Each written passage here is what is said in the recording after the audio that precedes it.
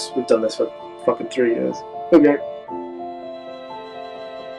So, where we left off, you had just arrived in Westgate, in Blaze House, this abandoned planar inn that you'd helped, or that you had cleared out and like kind of taken care of the problems that were happening there on behalf of Lelianor, the patron of Aurora's Emporium, named for her grandmother, who you'd befriended the last time you were in Westgate, and you'd had this interaction with a Cambion offering you a deal. His name was Raphael, and he was offering you a deal mainly to Anya as someone with a connection to the College of New Olam in Waterdeep to steal something or buy.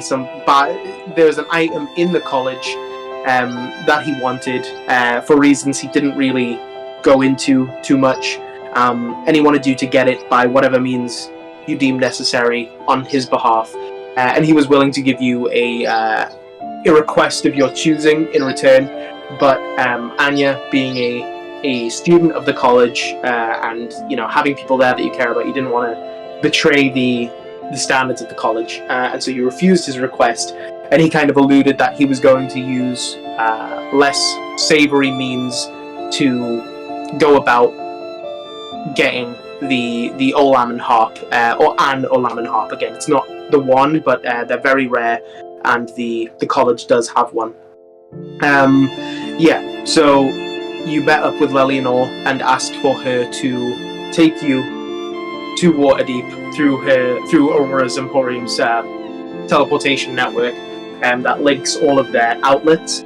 And she did, and we kind of left with you guys fading to white as you all teleported to the teleportation circle with Lelianor. So I thought we'd kind of just start as usual when you guys get to a new city I'll just give you like a big wall of text to kind of set the scene there. Even though, obviously, Anya, you are from Waterdeep, so if you want any more context, you probably don't really need to check Anya because you would just know.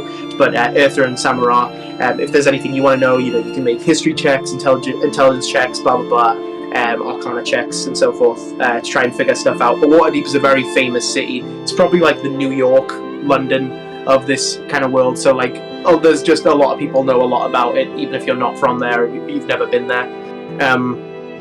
So yeah, and obviously you have been there for a night before, Eartha and Samara, when you were staying at Anya's aunt and uncle's house overnight before Samara had a match at the Quivering Thumb in Westgate. And obviously you'd use teleportation to go back and forth through Aurora's Emporium. So, the splendours that await you in Waterdeep are legendary. People have inhabited the plateau upon which Waterdeep stands for longer than human histories record. But as is the way across the dangerous north, civilization at the foot of Mount Waterdeep has crested and ebbed in great waves. Elf scholars assure that it was once the site of Elenthaldar, the capital city of their ancient empire of Ilafan. So it was already a glorious place when a dwarf prospector named Melair discovered Mithril beneath the mountain. In agreement with the Ilafani, Melair called kith and kin to mine under the mountain and in the plateau, and thus Clan Melair Kin came to rule below as the Ilafani did above. But this fruitful alliance lasted less than the lifetime of a dwarf, for the Emperor of the Elves commanded that all leave in the retreat, that great exodus of elves from Faerun to their mystical Isle of Evermeet. So it was that the humans who came to the Deepwater harbour found it empty and suitable for their own purposes. For more than 1,000 years, folk lived and traded at the site of what would become Waterdeep. When the gods walked among mortals during the time of troubles, they were cast down to the world by the mysterious overgod Eo in 1358 DR. Until then, none but the gods had known of Eo's existence, and since then we have learned little more. It was on the slopes of Mount Waterdeep that Eo was last seen, when he granted godhood to the human heroes Kalemvor, Midnight, who became Mistra, and Cyric. In 1385 DR, the spell plague gripped the world. None knew it at the time, but it has since been divined that Cyric's long hatred for Mystra boiled over and led to his murder of the goddess of magic. During this period, the powerful magical fields that protect and affect Waterdeep became unstable. This led to the disastrous activation of most of Waterdeep's gargantuan walking statues during an earthquake. Now, the walking statues stand about the city in various states of readiness and disarray, frozen. One of the more obvious of Waterdeep's so-called Splendours. Newcomers to the city of Waterdeep are often confused by the importance that Waterdavians give to wards. In other cities, such as Baldur's Gate and Neverwinter, districts are bounded by rivers or walls. But in Waterdeep, one can traverse from ward to ward by crossing a street. The Sea Ward stands proud on the high ground above Mount Waterdeep's sunset shadow. The rich and powerful, or those who wish you to think them as such, and can afford the rent, reside or run their businesses here.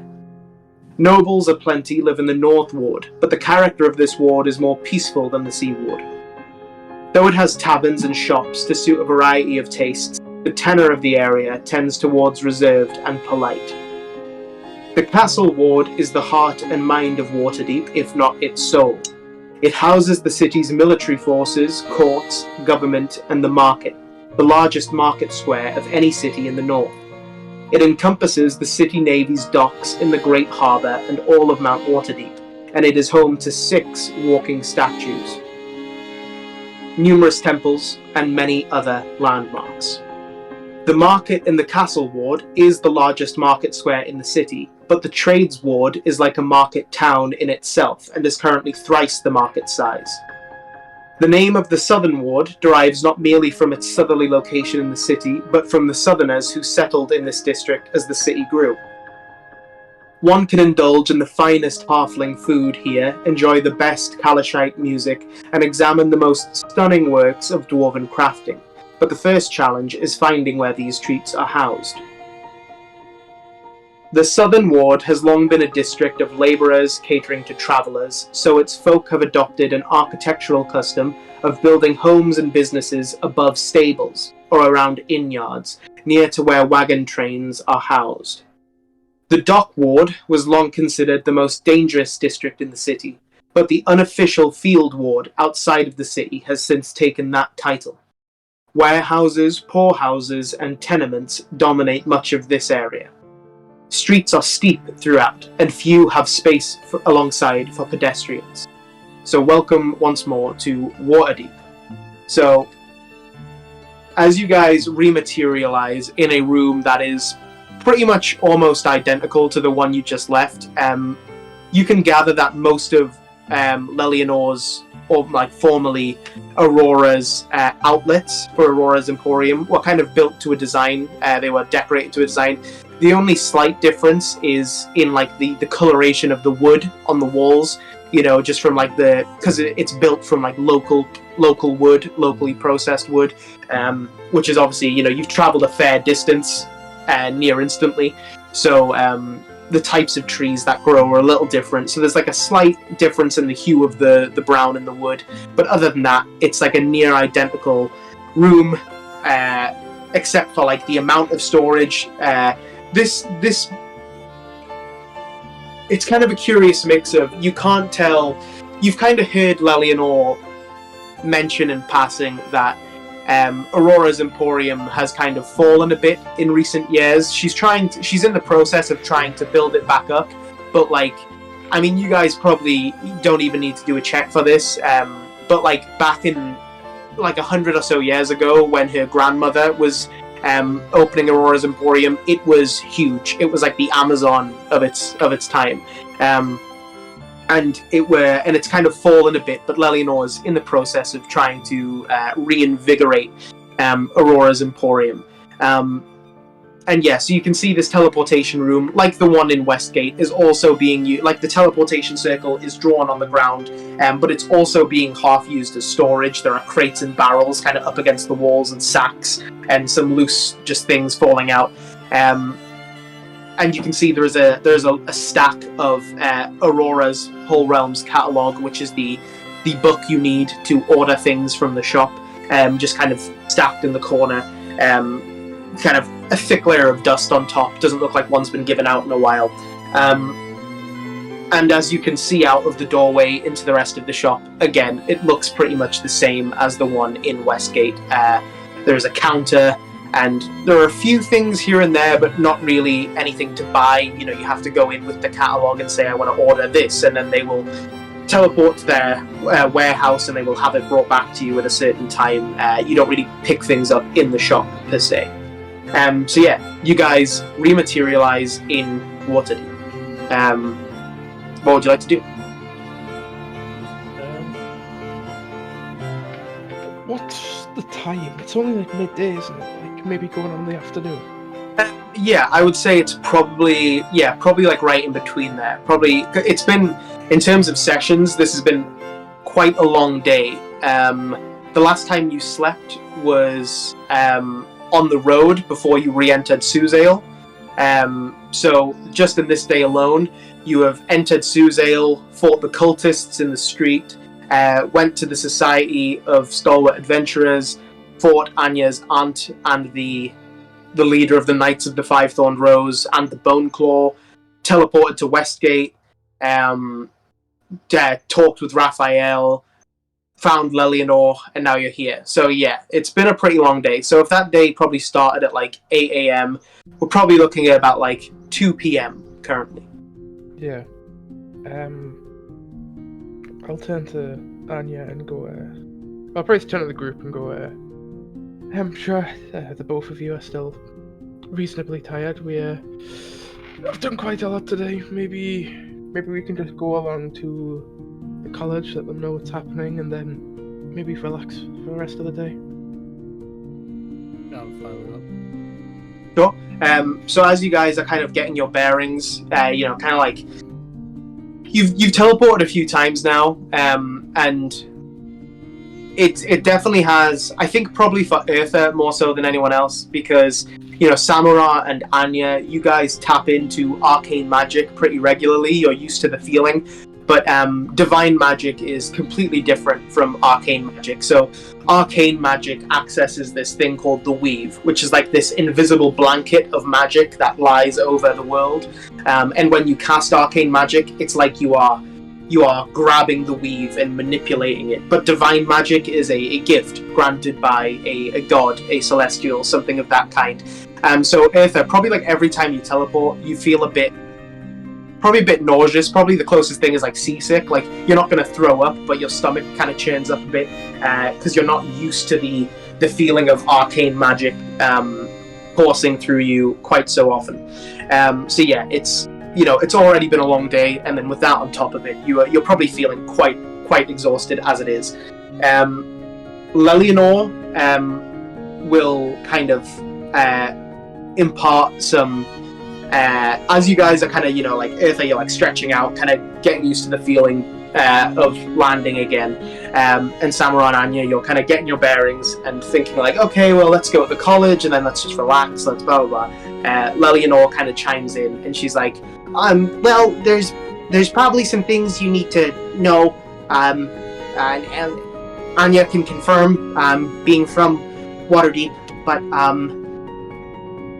if you're intending on staying in Waterdeep for a long period of time, I think the cutoff is 10 days. You need to register with a magister if you're not a citizen of Waterdeep. But you don't have to do that immediately. You just need to do that before the 10th day passes. Otherwise, if they find out, you might be fined, or in rare instances, you might get some community service, some forced labor, but the fee is pretty small. It's just to make sure if anything happens in the city, they know who's in the city. The other thing is, this is probably more pressing, maybe. Waterdeep has its own coinage. Most shopkeepers in Waterdeep won't accept coins from elsewhere because, they have to go through the process of checking that the in a gold coin, that it's not been, debased with bronze or whatever. So most shopkeepers in Waterdeep will only accept Waterdavian coins. So like a gold coin is called a dragon here, and a bronze is called a nib, and a copper is called a nib, and so on. You can exchange coins with anyone, but most people will probably like take a cut as payment for helping you with that. But you can get it done for free, a 1-to-1 transition of however much money at the palace of Waterdeep. But you have to typically book an appointment in advance, usually at least a day in advance. But that might be a bit more busy at the minute. And Anya, you might not have been consciously aware of it, but just in the back of your head, as Lelianor continues on, this is definitely the case. It's currently a holiday here in Waterdeep. It's Joaquin Tide. She kind of looks around the room, kind of counting on her fingers. It's the 7th day of Joaquin Tide, so tonight is Guild's Meet, and Joaquin Tide ends after 10 days with Ley Ruin.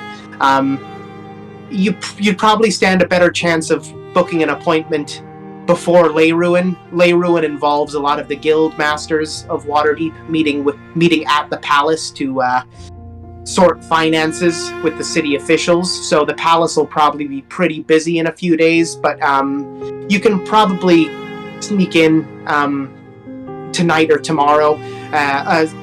If you book an appointment today, maybe tomorrow. If you actually, I know someone in the palace. If you want to get any money transitioned, I could book an appointment for you if you want to, or if you don't plan on buying anything, you should be okay. But obviously, you might need to pay a fee to the Magister for registering whenever you do that. But that's at least a 10-day off. You don't have to do any of that immediately. But since it's Joaquin Tide, since Guild's Meet is tonight, there's a huge party out over in the Market Square and the Cynosure and the Fields of Triumph. Huge city event, big party, fair, fireworks, all of that. If you're interested, or if you don't want to be anywhere near that, I would just stay out of the castle ward tonight. Yeah, that's pretty much all you need to know, I think. I'm going to be heading back to Westgate, so just send a message if there's anything else you need. And she kind of bats around, and you see she reaches into one of her dress pockets, behind an apron, and she pulls out a key, and she kind of holds it out to whoever wants to take it. This is a spare key for this shop. If you want somewhere to lie low, feel free to let yourself in, and if you want me to pick you up, and she kind of looks at you, Samara, a little bit unsure. I'm not sure if you can use teleportation circle, but if you can, feel free to use the teleportation circle as a focus. But if you need me to pick you up, just give me some notice, and I should be able to get here. Who wants to take the key? Okay, good. So, yep, Eartha, she drops it in your palm. So, Eartha, you have the key to Aurora, the outlet of Aurora's Emporium on Waterdeep Way in the Castle Ward. Yeah. Is there anything else you need, or should I be off? Could you book us that appointment to get the currency exchange? Sure. And you see she kind of casts. She kind of raises her hand and begins to cast some kind of spell. And Samurai, you know the amount you guys cast it, you probably recognize it as sending. And you kind of see she just looks off into space and she's like, hey, I have some friends in the city. Could they have an appointment for tomorrow to transfer some coins into the Waterdavian currency? It's Anya Endoran Samura Earther Sepret. Thank you. And the spell ends as this kind of blue, this light blue energy kind of trailing out of her eyes and dancing along her fingertips kind of fades, and she's like, and you kind of see she just kind of listens for a moment. Yeah, that should be fine. If you go along for about noon tomorrow to the palace, ask for a mandolin. and you should be able to get as much. You don't need to get all of your currency transferred, obviously, in case you're planning on leaving Waterdeep. But most Waterdavian currency is good elsewhere too. It's just in Waterdeep. A lot of people can be finicky about it. A lot of the public transport won't accept it either. Okay. Please lock the door when you go out. Not that there's anything to take, but just in case. I'll see you guys soon. Just let me know if you need anything, okay? Okay, thank you. And she kind of grabs her locket and steps into the teleportation circle, and she fades again into this blue dust. That kind of the teleportation circle, this big white chalk circle with white chalk runes and other circles coming off it, kind of glows blue for a second, and she kind of turns into this blue dust as the blue light fades, and she's gone back in Westgate, as far as you're aware. So you guys are in the outlet of Aurora's Emporium on Waterdeep Way. So if you guys have a map open in front of you, it is kind of on the corner between where Waterdeep Way meets the high road. At the bottom of kind of at the bottom of the high road where Waterdeep Way and the high road kind of meet like this. You guys are in the castle ward. So what would you guys like to do? You're still inside currently, you can't. The window, like the curtains at the windows, are currently drawn, so you can't see the outside. But so what's the plan? I'll turn to Anya and just say, well, obviously we need to go to the college, but we also have some friends to meet. Well, we could always meet our friends first, and I can always contact my professor to let him know that we will be visiting soon. I mean, is there a particular reason we even have to go to college? Or is it just, could we send him? Or do you think it's a matter which we should probably take care more personally? Well, I think it's best to let him know that we are arriving, but also to meet him in person. Alright, so your professor, you know him better than we do. I'll say as well, Anya, you'd probably think, since you're back in Waterdeep, if Professor Barnes was aware of that, he'd probably want to have a sit down with you just to check you're doing okay and see how you're progressing, see what stage you're at with your task, to see if you're ready, or if you're just here temporarily, or that kind of thing. Because obviously this is this last performance you have to do is kind of the last thing before you and your qualification. After the College of New Olam is the most prestigious bardic college in the known world, in Tyrell at least. And once you graduate from New Olam, you are officially known as a master bard. He'd probably, once, if he's aware that you're here, he'll probably want to have a sit down with you. Whether you sending him in advance to say we're here, do you want to meet, or whether you just want to go straight to the college and have a look in his office, or have a look around the campus to see if you can find him. That's totally up to you guys. What would you guys like to do? Or would you like to do that first, or would you, like you said, would you like to meet contact Icky, Salu, Alistair, and anyone else that's with them first, or what's the plan? I think it's best to do the college thing first, because that's actually an issue. The other one is, let's go meet my friends. Sure. Also, I just want to put this out. This might not have anything relevant, but a big party, that sounds like a perfect time to steal something if they're going to do it stealthily. Actually, good timing to relax. It's a celebration, so everyone's going to be out in one place. So that means that they can sneak in and, On top of that as well, Eartha, when you say that, Anya, this probably jogs a memory for you. Not a memory, but just jogs some information for you. Since it is Joaquin Tide, it's not like a school holiday, but the hours people are in the college are definitely less so than usual, because it is currently this 10-day holiday period. So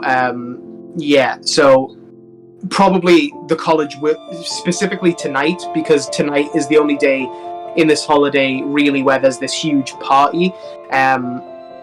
Like, it'll probably be dead tonight, but you're anticipating, like, even today it's probably quite quiet. Like, there's only members of staff and probably some very committed students that are in, and maybe some people that maybe have, like, exams or something like that. But other than that, it's not going to be. There's probably about, like, I'm kind of spitballing generally here. There's a few dozen members of staff, maybe, like, at absolute most less than 100. Probably like 80 or so at most. And in terms of students, generally there are, definitely less than 1,000, maybe as little as like a few hundred. So it's probably on a day like today, on Guild's Meet, near the end of Joaquin Tide, it's probably going to be pretty quiet at the campus regardless. But then tonight you're anticipating probably dead, probably a ghost town tonight. Yeah. So what would you guys like to do? College. Yeah, can I quickly do something, obviously on the way to the college? Yeah, sure. Can I cast Send into Alistair? Yeah, go for it.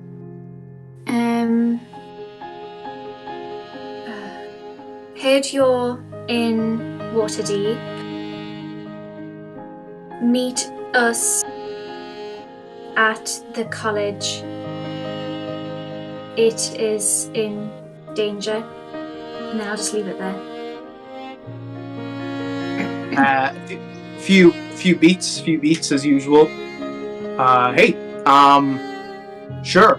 That sounds bad. I'll meet you there soon. Looking forward to it, I guess. And it fades out. Yeah, so Anya, you would know there are 2 asterisks, kind of 3 ways to get. Actually, I'll save that for a second. So as you leave the outlet of Aurora's Emporium, you presumably lock the door behind you. You guys see Waterdeep. So in terms of the map, you guys are on Waterdeep Way, where Waterdeep Way meets the high road. You are on the north side of the road. So as you open the door and you look out and you step out, you can see right before you Mount Waterdeep stretching high into the sky. This huge mountain in the middle of this city. You can see Castle Waterdeep built into the side of the mountain, kind of stretching out with its intricate spires and towers.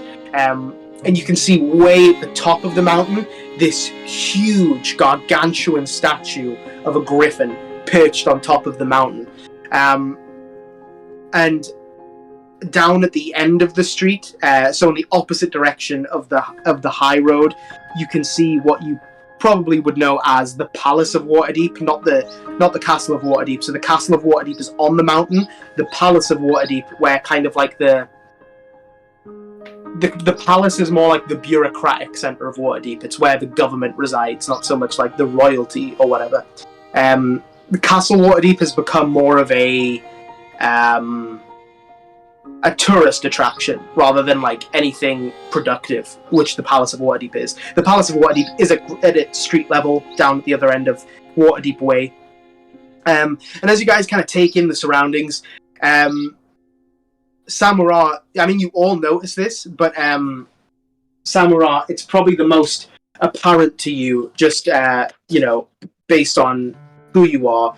You see another gargantuan statue, much taller than the griffin atop the mountain, just a little ways behind, in the opposite direction, kind of to the interior of the castle ward.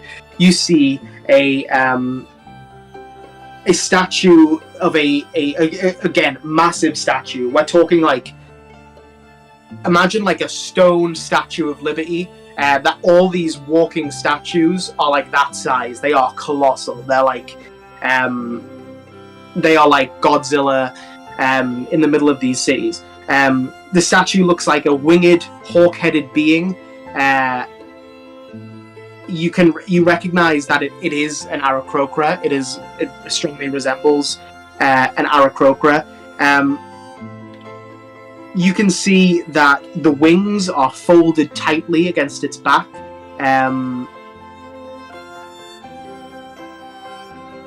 It is...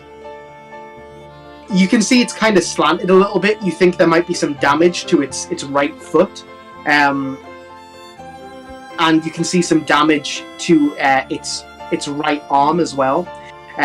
You can see its left arm is extended out toward the north. So you're kind of seeing it from behind. So you're seeing like its wing side, like its back. Its left arm is extended out to the north, kind of like in a stop, like, you know, someone saying stop, like kind of like that. You can actually see from here, it takes you a minute to recognize it, but you can see that it looks like the body has been hollowed out and turned into like a some kind of like interior. Like it looks like you can see buildings jutting out of it in places, and windows and doors and balconies and verandas and stuff like that. And yeah, you can very clearly see that this statue. So you've seen the griffin statue atop Mount Waterdeep, and you've seen so that the statue is called the Griffin, and the one you've just seen is called the Hawkman. But you obviously recognize it as an Aarakocra, although you think it's not. It more so resembles nearby Aarakocra, like those in the Star Mounts, rather than the ones where you're from, in Chult.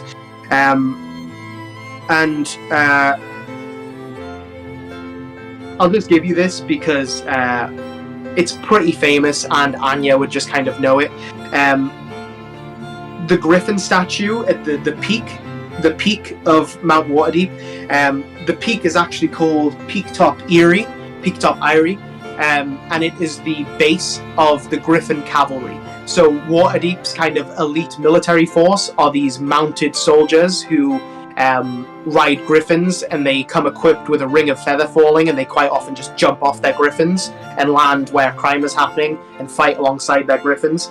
You know their base is it right at the top of the mountain, with the statue of the griffin. And yeah, you can actually see griffins taking flight from the top of the mountain. And as you look around just the rest of the sky, you can see more of these griffin cavalrymen flying around on the backs of their griffins. Yeah, so that's currently... And you can see more statues off towards the south. You can see what looks to be a... again, colossal humanoid made of stone in knight's armor. This is the Honorable Knight.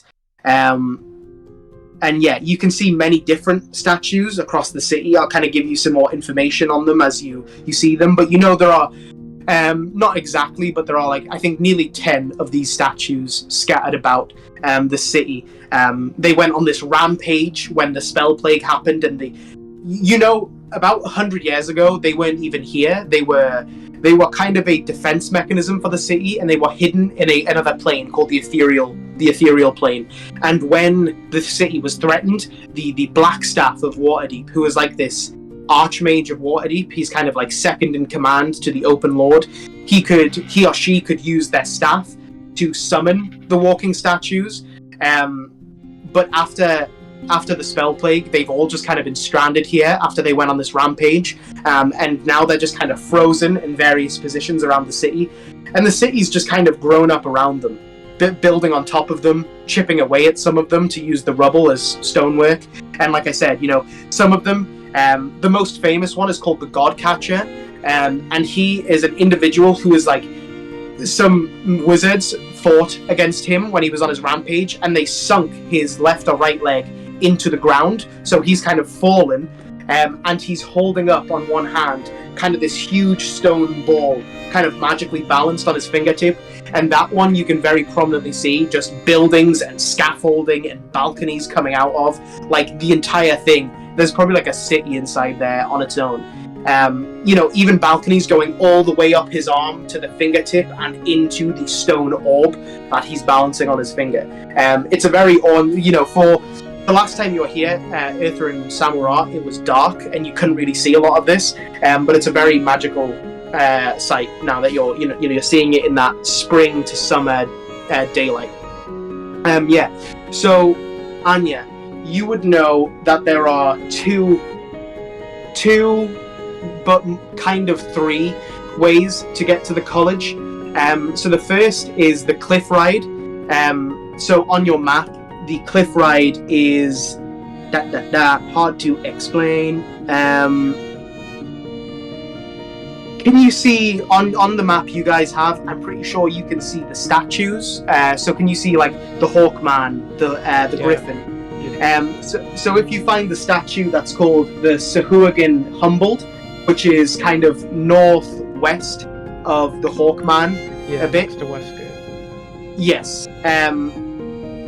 The cliff ride is this just mountain path that goes up the cliff in that direction. So New Olam is perched high above the ocean.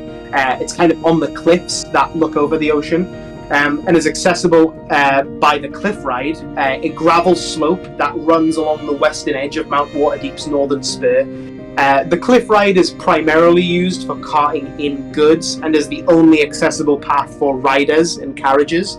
The reason I say two, kind of three, is because like the second half of that is called the Rise, which is just a much steeper path that comes in from closer to where you are. But the more common path that a lot of students take, it goes directly to the college, and it is called Mount Melody Walk.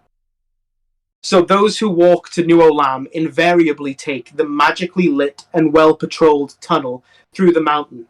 This is a pleasant walk, for the path is shorter and more level than reality would suggest possible.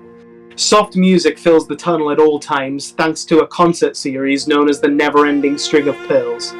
A small alcove curved like a giant oyster shell has been carved into the rock walls of the tunnel, and bards and minstrels vie for the honour of performing recitals in this venue. The passage is illuminated by magical glowing gems. These brighten and change their hue in response to nearby sounds. So Anya, you've probably never even walked the cliff ride or the Rise.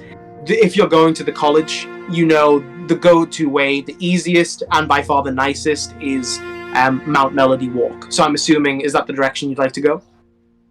Yeah. So yeah, you guys, Anya leads you to this, what is essentially like it looks kind of like a mix between a fancy doorway and a mine entrance. It is just this opening in the stone that's kind of had this nice decoration built around it, and you can see it's a very steep tunnel. Like it goes up on an angle like that, but as you guys walk into it, it's almost like reality rejigs itself and gravity kind of makes it feel like it's flat, even though you're walking up what you know to be a very steep incline. You can hear music echoing down this long, not super wide but fairly wide tunnel. This very nice, pleasant music, very clearly professionals playing somewhere deeper within. And you can see these coloured gems all along the walls of this cavern, greens, purples, pinks, blues. As the music hits the gems, they kind of glow brighter. And as you guys talk, as your footsteps make noise, as you breathe, as that sound hits an individual crystal, it glows the colour it is. So as you guys walk in here, you're getting bathed by music and the glowing of these gems from all around you. Is there anything else you'd like to do? Any sendings? Anything else you'd like to talk about between you guys, like before you arrive at the college, like as you guys walk? So Anya has spoken to Alistair. Is there anything Earthra Samara want to do? Anything? I only have one level 1 spell slot, so I can't Sure. do anything. Sure. Eartha? Oh, sorry. Oh yeah, Anya. It was just, when I contacted Alistair, I don't know whether it was clear, but I meant for him and his Salu and Icky to come along as well. I don't know whether you think? I think it says in the They understand the meaning if they have an intelligence. yeah, even if you don't precisely say something, they understand the meaning. So if that's what you meant, you can assume that he knows to bring, or at least to the others to come. He can't force anyone, but he he's at least going to say we should go here. Yeah. Eartha, do you have anything you'd like to do? No. No worries. So as you guys walk throughout Mount Melody Walk, very beautiful, very... this again is another, besides from the statues, the walking statues, this is just another reason why Waterdeep is also called the City of Splendours. Probably the nicest city you've all been in together before this was Suzale, and even Suzale had its issues with class and things like that were still prevalent on the surface. Waterdeep is just the most, especially after you've spent so much time in Baldur's Gate and Westgate, Waterdeep is very refreshingly clean and nice and beautiful and magical, without seeming to have too much darkness broiling immediately under the surface. And as you guys get deeper into Mount Melody Walk, you arrive at this oyster-like alcove where, it's got this stage where you can see bards performing the music that's echoing down the halls. Anya, you probably recognize... There's about 5 bards there playing various instruments. You probably recognize most of them, not all of them. You might know 1 or 2 of them, but they're none of your friends. They're just people you recognize from around the halls, and then maybe some new students that have started, some prodigy students that have started that you're not aware of since you've been gone. And yeah, you kind of, you stop for a second to listen to this music, very professional, beautiful music. Could you all make an intelligence check, but Anya, could you do it with advantage? 24. 24?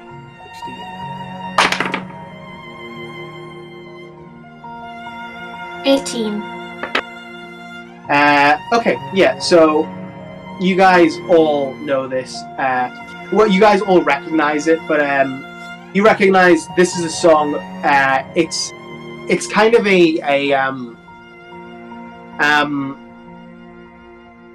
it's an old, no, not super old, but it's a kind of a folk sea shanty. There is someone kind of, what you realize one of these bards isn't even playing an instrument. They're just doing a guttural kind of like this humming that goes underneath. And there is one person kind of lightly chanting lyrics underneath. You actually recognize it. You think you've heard it before around Westgate. It's a song called My Love Was a Lass from Shadowdale. And it's about this pirate who steals away with this princess and this whaler from Westgate and blah blah blah. It's this sea shanty that originates in Westgate, and you kind of recognize it as you're going up. And Anya, you know this is very famous. Even though the shanty originated in the Sea of Fallen Stars, it very quickly spread to the Sword Coast, the Sea of Swords, the Shining Sea. It's a very famous, you find it being sang on pirate ships and sailing ships as far as Baldur's Gate and Shult. It's a very famous sea shanty that these bards are reciting in the Mount Melody Walk. And yeah, as you guys arrive at the other end of the tunnel, you've seen more guards on patrol in here than you've seen students or other bards aside from the stage. You see, there seems to have been 2 guards at the front of the tunnel, 2 guards patrolling the inside, and then 2 guards at the other end. You've only passed 1 or 2 students. Yeah, so you can imagine Joaquin Tide has definitely slowed down traffic betwixt the city and the college. So as you guys arrive, the other doorway is pretty much identical. So you guys, Anya at least definitely knows, and she can kind of tell you a bit of this as well. So the original college, what's kind of colloquially known now as the College of Old Olam, was within the city. It was a guild hall known as the House of Song in the actual city of Waterdeep. But thanks to the patronage of a few noble families that kind of put their money together, the college was able to purchase 2 villas up on the cliff ride. So as you guys arrive at the other end of this tunnel, you are in this beautiful, the only way I can describe it is kind of like this European, like French-Italian villas. Like, you know, with those like very narrow kind of trees that are kind of shaped like pine cones almost, like these very beautiful Italian-esque vistas with these kind of pale white brown villas. So the college was essentially able to purchase 2 of these villas. They were formerly known as Heroes Rest and Stormwatch, but Heroes Rest was renamed Garnet Hall after a very famous bard called Eriador Garnet Wintermist, and also build an amphitheater up here. So it's just kind of these, it's kind of like, imagine the cliff coming down and then a bit of an outcropping where there's these 2 villas and an amphitheater, and then the cliff goes down into the ocean again. And then just off on the distance behind, you can see the actual rest of Mount Waterdeep, with the griffin on top and the castle jutting out of the side. It's a very beautiful place for a college, and you imagine it was probably quite expensive to buy, which is why they needed outside help. And out here you can see a few bards kind of lazing around, probably students, and maybe some members of staff. Some in the amphitheater, some just kind of standing around talking, some sitting on rocks or in the shadows of trees, some playing music, some just talking, some by themselves, just, you know, maybe sleeping with a hat over their eyes, or thinking to themselves, or reading or revising or things like that. So yeah, you are at the college. You don't see Alistair or Icky or Salu or anyone like that. You don't know where they were in the city, but, you know, for you to get here, it took probably about 45 minutes. And you are fairly close. You were in the same ward. So, like, if they were further away, it might take them up to a few hours if they're walking, or they could get public transport. But yeah, so you don't know precisely when they'll arrive. But yeah, you are on the grounds, you are on the campus of New Olam. These 2 large villas and the amphitheater, and some natural beauty. Would you like to just stand around and wait, or would you like to look for someone that you know is here? The only people that you know to be here, you know your professor should still be here, your personal tutor, Professor William Barnes. He probably should be around here somewhere. And also, one of your friends was slightly younger than the rest of you, and so she isn't on her kind of journey yet. Jessamine Dodd, she is a few years below you in the college, so she should be around here somewhere, but you don't know if she'd be in college today, because with it being Joaquin Tide, she might not be on campus. So yeah, what would you like to do? Would you like to look for someone, or would you like to wait around for Alistair? What would you like to do? Probably look for the professor, because we need one. Sure.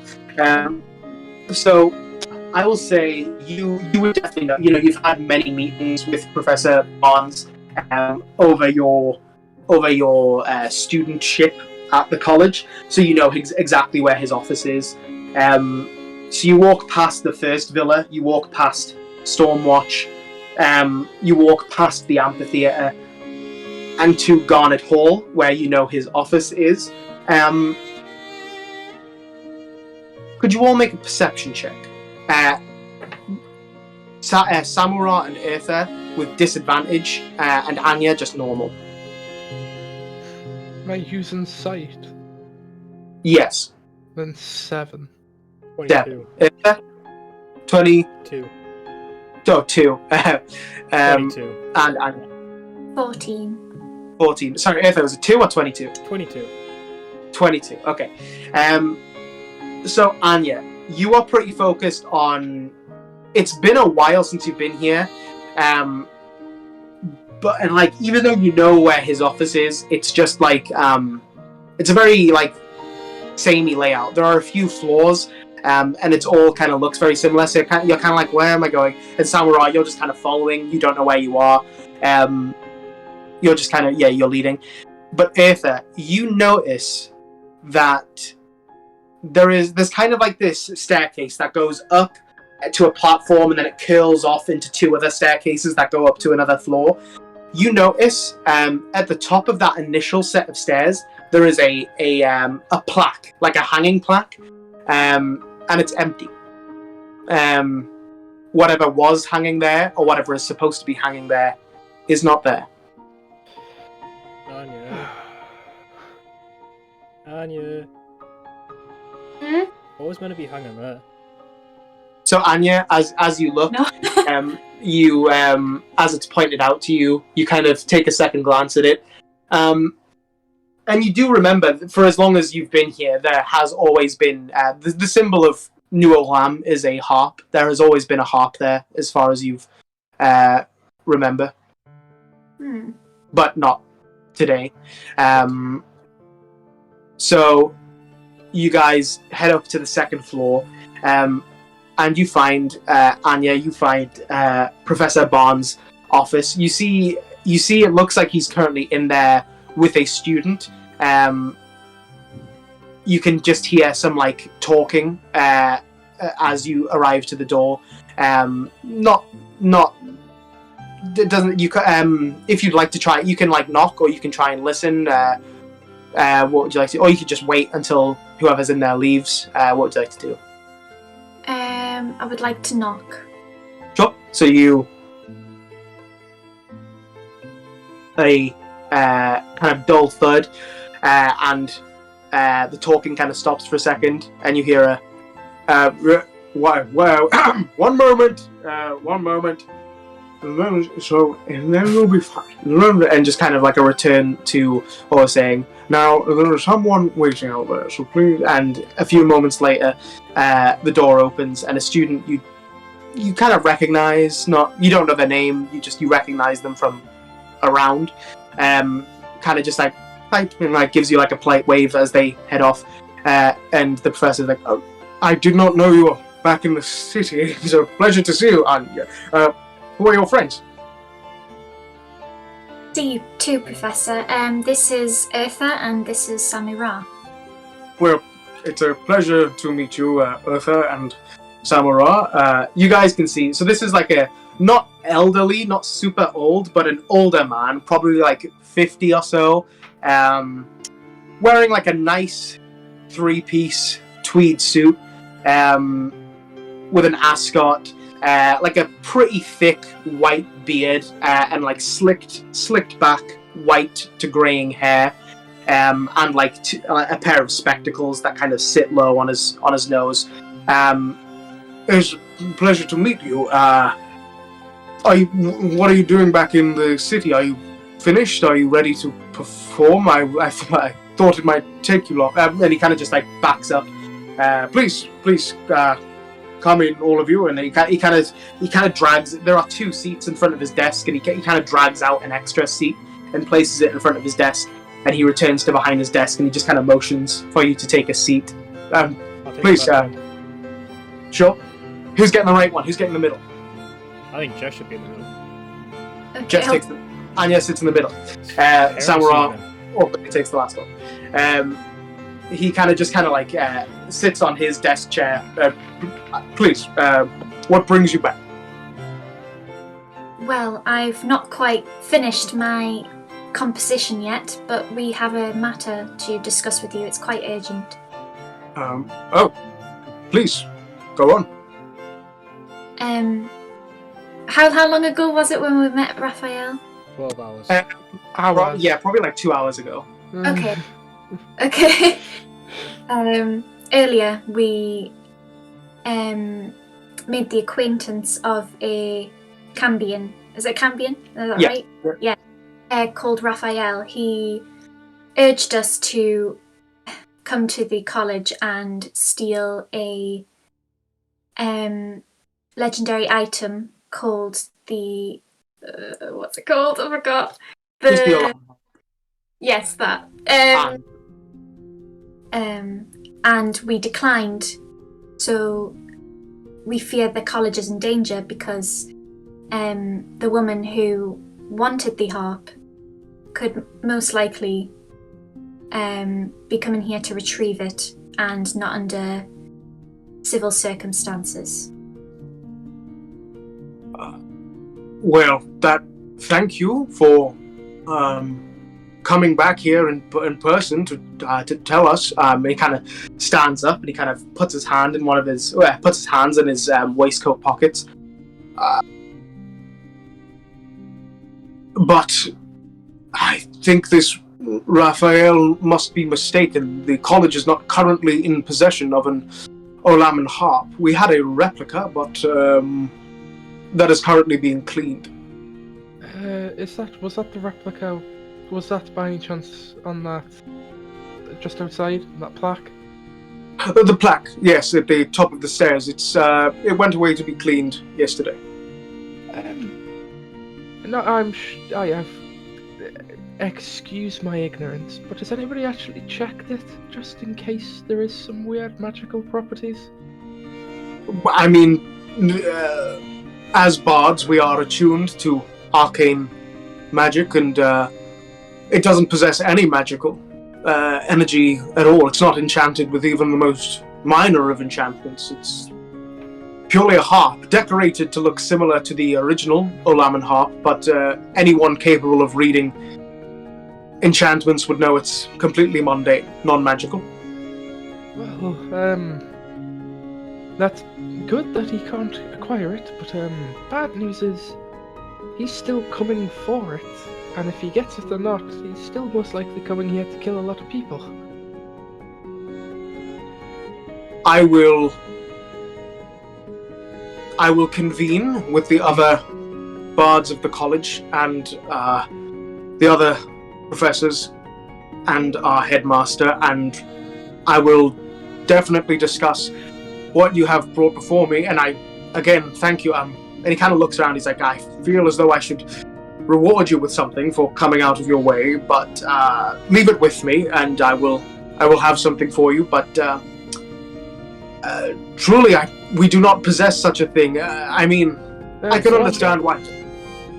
Insight check. Insight check. Sure. While he's checking, tell the truth. I'll just say, oh, and one last thing. He was hoping to use us due to Anya's relation to the college, thinking it would be easier for her to acquire it. So it wouldn't surprise me if it's not a brute force method. He's gonna try and use a student. He kind of like straightens his back, kind of thinks on what you've said, kind of pushes his spectacles up to his eyes. What did you roll, Ethan? 28. 28. Yeah, lying through his fucking teeth. There's no way a fiend You've would... never seen someone lie, so you've been It's someone disguised as him. You've been dealing with a literal god of lies and deception, and you've never been so blatantly lied to. There's no way a devil would send it somewhere where there wasn't something like... Yeah, it's a devil. Oh, I did have a sense. Oh god. So how much is it for? Or who did you help take it? But kind of like you can see he was thinking on Samura's words. But pardon? Say, repeat. Sorry. Oh, my bad. I'm sorry. Were you not telling a funny joke before? It's just you were lying, quite obviously as well. Lying about what? The fact that you didn't have a harp. You have one, and you know you do. Yes, we have a harp. We have a replica. It's being cleaned. You also have the actual harp. We do not. Such things are very rare. Mm-hmm. But then you're also probably the top bar college, if I'm not mistaken. So it wouldn't be the most prestigious in the world, yes. So it wouldn't be surprising if you went out your way to get one.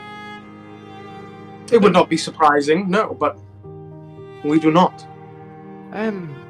Sorry. I want, if I could intervene, I do not want my friend here to upset you, or you to upset my friend.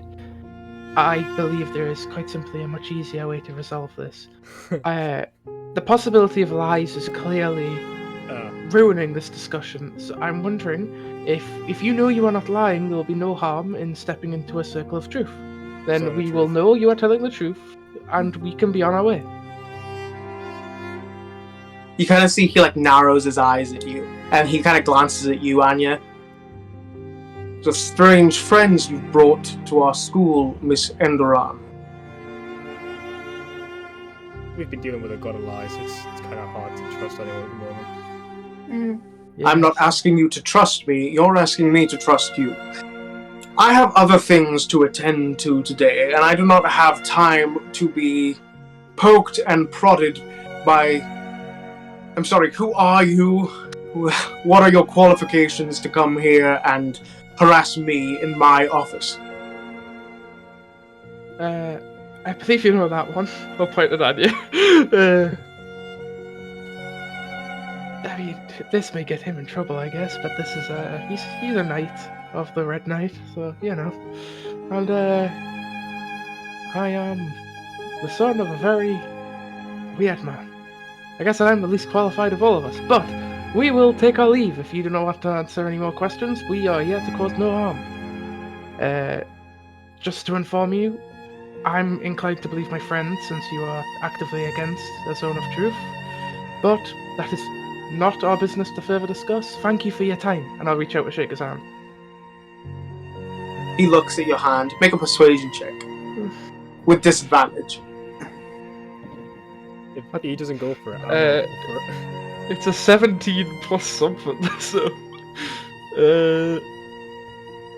21! He stares at your hand for like a good 7, 8, 9, 10 seconds before he kind of very lazily grabs your talon, does one firm shake, withdraws his hand, takes out a handkerchief and wipes it. I do that too. I'll leave. Just walk out the room. Again, so like, thank you for your time. Just walk out the room. Are you guys following? Hang on. I want to see it. I need to check something quickly. I just need to check how to do it. This lying sack of shit. Can I, so, what would my actual professor know about me that Raphael wouldn't, if it is him? Okay, I know. Can I cast Detect Good and Evil? Sure. I'll answer Jess's question first, but you definitely can. What will Professor Barnes know about you that a stranger wouldn't? You haven't spoken to Professor Barnes in a while, and you don't know how long Raphael has been aware of you, but you know he clearly has some idea. Like, oh, these guys are fairly tough, so Raphael clearly has some sort of impression of you, whether that's second-hand or first-hand. You don't know. So it's probably something more so in backstory territory. So we're probably more considering, like, what's my brother's name? Who are my closest friends? Who's my closest friend? What's, you know, like... And, you know, it might not be something we've already established. It might be something we can work out now, if you like what's something you think he would know that we can establish, and then you can ask. I'll let you think about that for a sec to decide how you want to do that, and I'll answer Eartha's question. So Eartha, you said you are going to cast Detect Good and Evil. For the duration, you know if there is an aberration, celestial, elemental, fey, fiend, or undead within 30 feet of you, as well as where the creature is located. Similarly, you know... Oh, I can't say that word. You know if there is a place or object within 30 feet of you that has been magically constructed or deconstructed. So if there's any secret rooms, I will know of them if there's anything to do with magic. Does it have verbal somatic material components? Verbal, somatic, duration, concentration up to 10 minutes. Cool. So, as Samura is kind of saying, okay, goodbye, and kind of like walks out the room, you kind of like... Are you trying to hide it, or are you just doing it out in the open? I'll try and hide it. Make a sleight of hand or a stealth check. Neither of those are good for me. Is either better? Nope. Both 0. I'm gonna roll an inspiration. I'm glad I rolled an inspiration. 19. 19. Yeah. You detect nothing. Nothing. God damn it. Anya, what would you like to... How would you like to... Would you like to ask something that's already established, or would you like to establish something new? I'll still be in the room. I'll be the last one to leave, but just before I'm about to leave, I'll just say, quick question, Professor. Has my brother been here recently? This school, your brother has never attended this school. See. And you do remember my brother's name, don't you? Kind of strokes his chin. I've never met him. I've heard you talk of him. Jacob, Jasper, J something, I'm sure. Oh god. He's not a Thayer of Fate, so he's not Raphael in disguise, that's what you're wondering. He's. I think he's him. He's just lying. He's lying about something. Who knows? He was very conspicuous when I told him that Raphael wants an inside man. I mean, he could just have already made a deal with Raphael. Can I... Because we did talk about casting Zone of Truth with him anyway, and he didn't want to. Can I use it against his will? Yeah, yes. Yes, but I'm pretty sure Zone of Truth, I don't think he's compelled to speak. He can just not speak, I think. You might want to double check that in case I'm wrong. In fact, I'll look it up as well. I don't want to... It just says, Just so we're all aware, such creatures can be evasive in its answers as long as it remains within the boundaries of the truth. So it can't lie, but it can be like pernickety. It can be like, I don't know, maybe. It can be a bitch about it. I'm gonna detect thoughts instead then.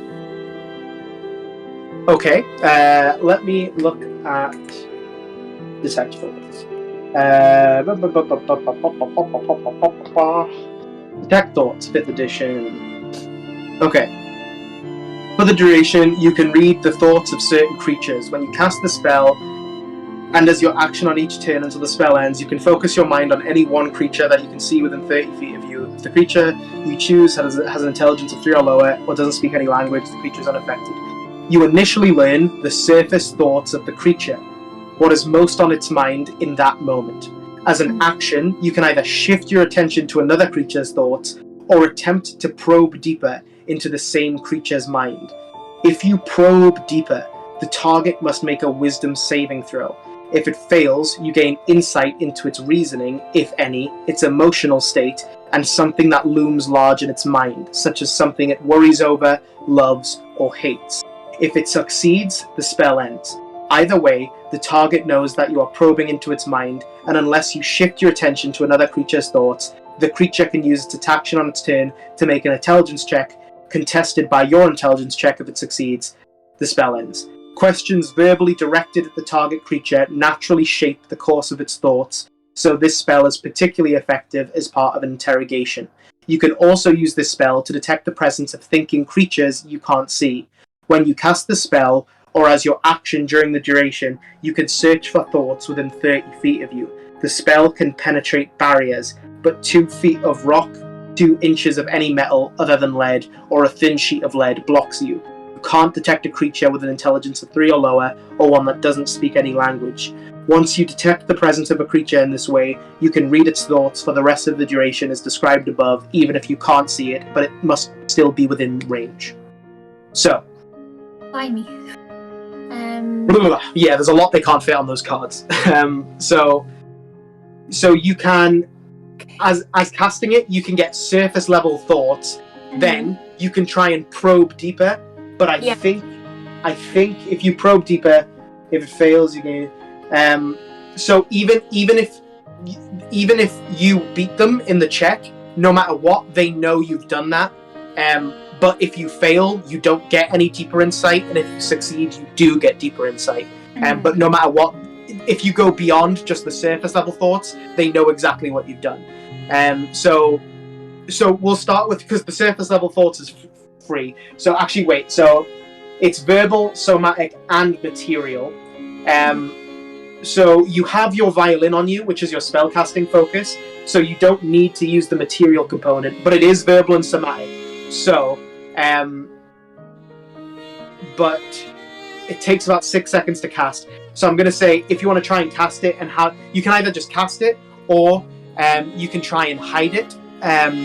If you don't want him to know you're casting it, in which case, make a sleight of hand or a stealth check.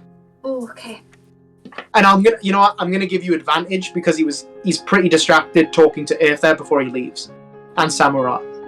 Okay, well, both my sleight of hand and stealth are the same. Yeah, so just add that number. Do either one. But you have advantage. Right. Okay. 26. 26. So yeah, as he's talking to Eartha before Eartha leaves, you cast Detect Thoughts, hiding your chant under your breath and kind of hiding the hand movements behind your hair. So you initially learn the surface thoughts of the creature, what is most on its mind in that moment. So in terms of surface level thoughts, I think it's mostly going to be things like who do they think they are, and stuff like more so shock and more so reviled at Samara and Eartha. You can tell he doesn't think much of them, and more so you kind of sense these thoughts of pity towards you, like, what has happened to her on the road that she would accuse me of this? Like are these the kind of what have these people done to her? Like that kind of thing. Like kind of pity targeted at you and more anger targeted at the others. Would you like to probe deeper? Yeah. So It's already angry might as well. sure. The target must make a wisdom saving throw. If it fails, you gain insight. Okay, so what is your spell save DC, Anya? Ow. It's 16. Oh, I just wanted to work. Okay, so I'm just checking his stat block so I know his plus. So his plus 2 wisdom. It's gonna be high. No, actually, because he is a bard, so he is very charismatic. He's not super wise. He has a plus 2, so as long as he rolls below a 14, The odds are on your side. Over 50%, you win. Please. 11. 11 plus 2, 13. So you succeed. So you probe deeper into his mind, and it specifies if it fails, you gain insight into its reasoning, if any, its emotional state, and something that looms large in its mind, such as something it worries over, loves, or hates. So, is there something you want to specifically ask to try and direct his thoughts? I'll just out of character. What should I ask him, guys? Just ask him about the harp. Just Ask him- what specifically, where it is, or if that replicates. I don't know if Anya would do this, but as Samara, I'd take a real power play and go, "Why'd you lie?" And then the looming thought of why he lied and the reasoning why he lied would come over the top of him, and you figure it out. And he knows That's you're a probing, so bad you idea, know 'cause- you'd know. That's not a bad idea, because then we'd probably get a bit more information out of him rather Then than he'd know various- you'd know, so he'd probably give up the act. Yeah. What do you think, Alice? I mean, I'm with Jackson on the power play. But I Uh, don't know if what Annie would do. yeah. Just depends how much of a dick you want to be, really. We're like grade A dickheads. To be honest, I so- don't think it's a dick move. I think it's just it's just I mean, she's it could be more of you're ashamed that he lied to you kind of a thing. yeah. Like I could say, why did you lie to me? Like I thought you. Yeah. I thought we were. Be a nicer way for Anya to say it, that's for sure. Yeah. Why did you lie to me? Is that what you're saying? Yes. So, as you say, why did you lie to me? And you probe, you push into his mind, into his inner thoughts, and you feel your arcanum. When you're trying to when you're trying to pop a balloon and you're pressing the pin and it doesn't pop immediately, you have to watch it dip in. You feel You feel your spell penetrate into his mind. You feel that moment of the pop as you break in, and as you ask that question at that same moment.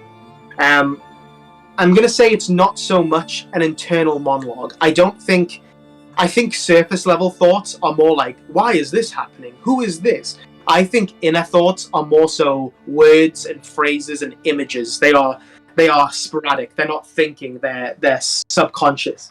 So I'm going to say you see a flash of a younger man. You see a younger Professor Barnes. You see a younger man, brown hair, stubble, not a full beard, wearing leathers, not a fine suit, wearing regular clothes. You see a flash. You see a woman, beautiful woman, long, dark, dirty blonde hair. You see another flash. You see a child. You see another flash. You see a grave. You hear the words, protect, protect, protect. And then you kind of linger on that protect for a minute as you focus in on this grave, and you feel this quiet kind of resounding from this image of the grave. Even though the image has faded from your mind, just the memory of the image lingers in your mind. As he kind of looks at you, his left eye kind of twitching as he knows you've violated his mind. You've seen things he hasn't shown you. I think you should leave, Anya.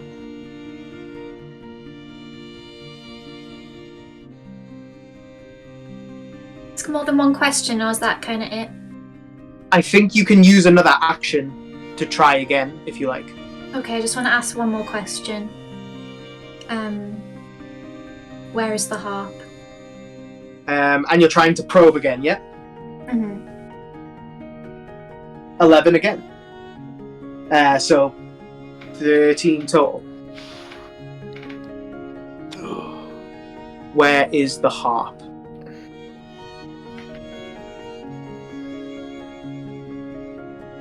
You see, you hear,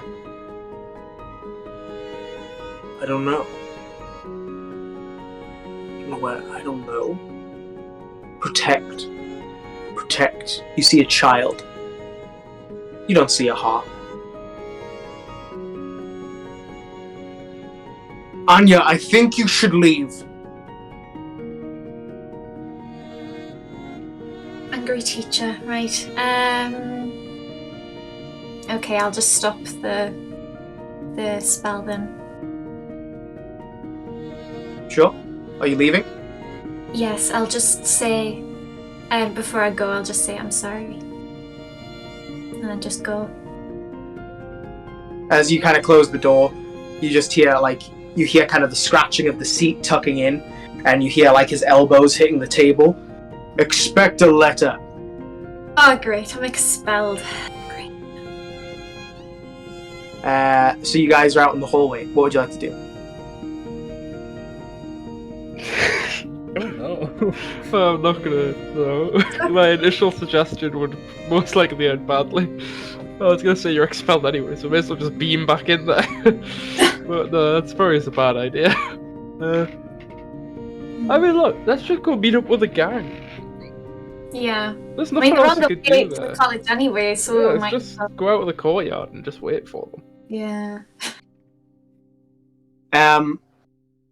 I will say, actually, probably around this time, as maybe you've been waiting in the courtyard for a few minutes, Anya, you receive a sending. Could you meet us at the Yawning Portal instead? The others aren't too keen on the college. Where's that at? So, are you responding, Anya, or are you just leaving? Yeah, I'll just say, okay, we'll meet you there. Sure.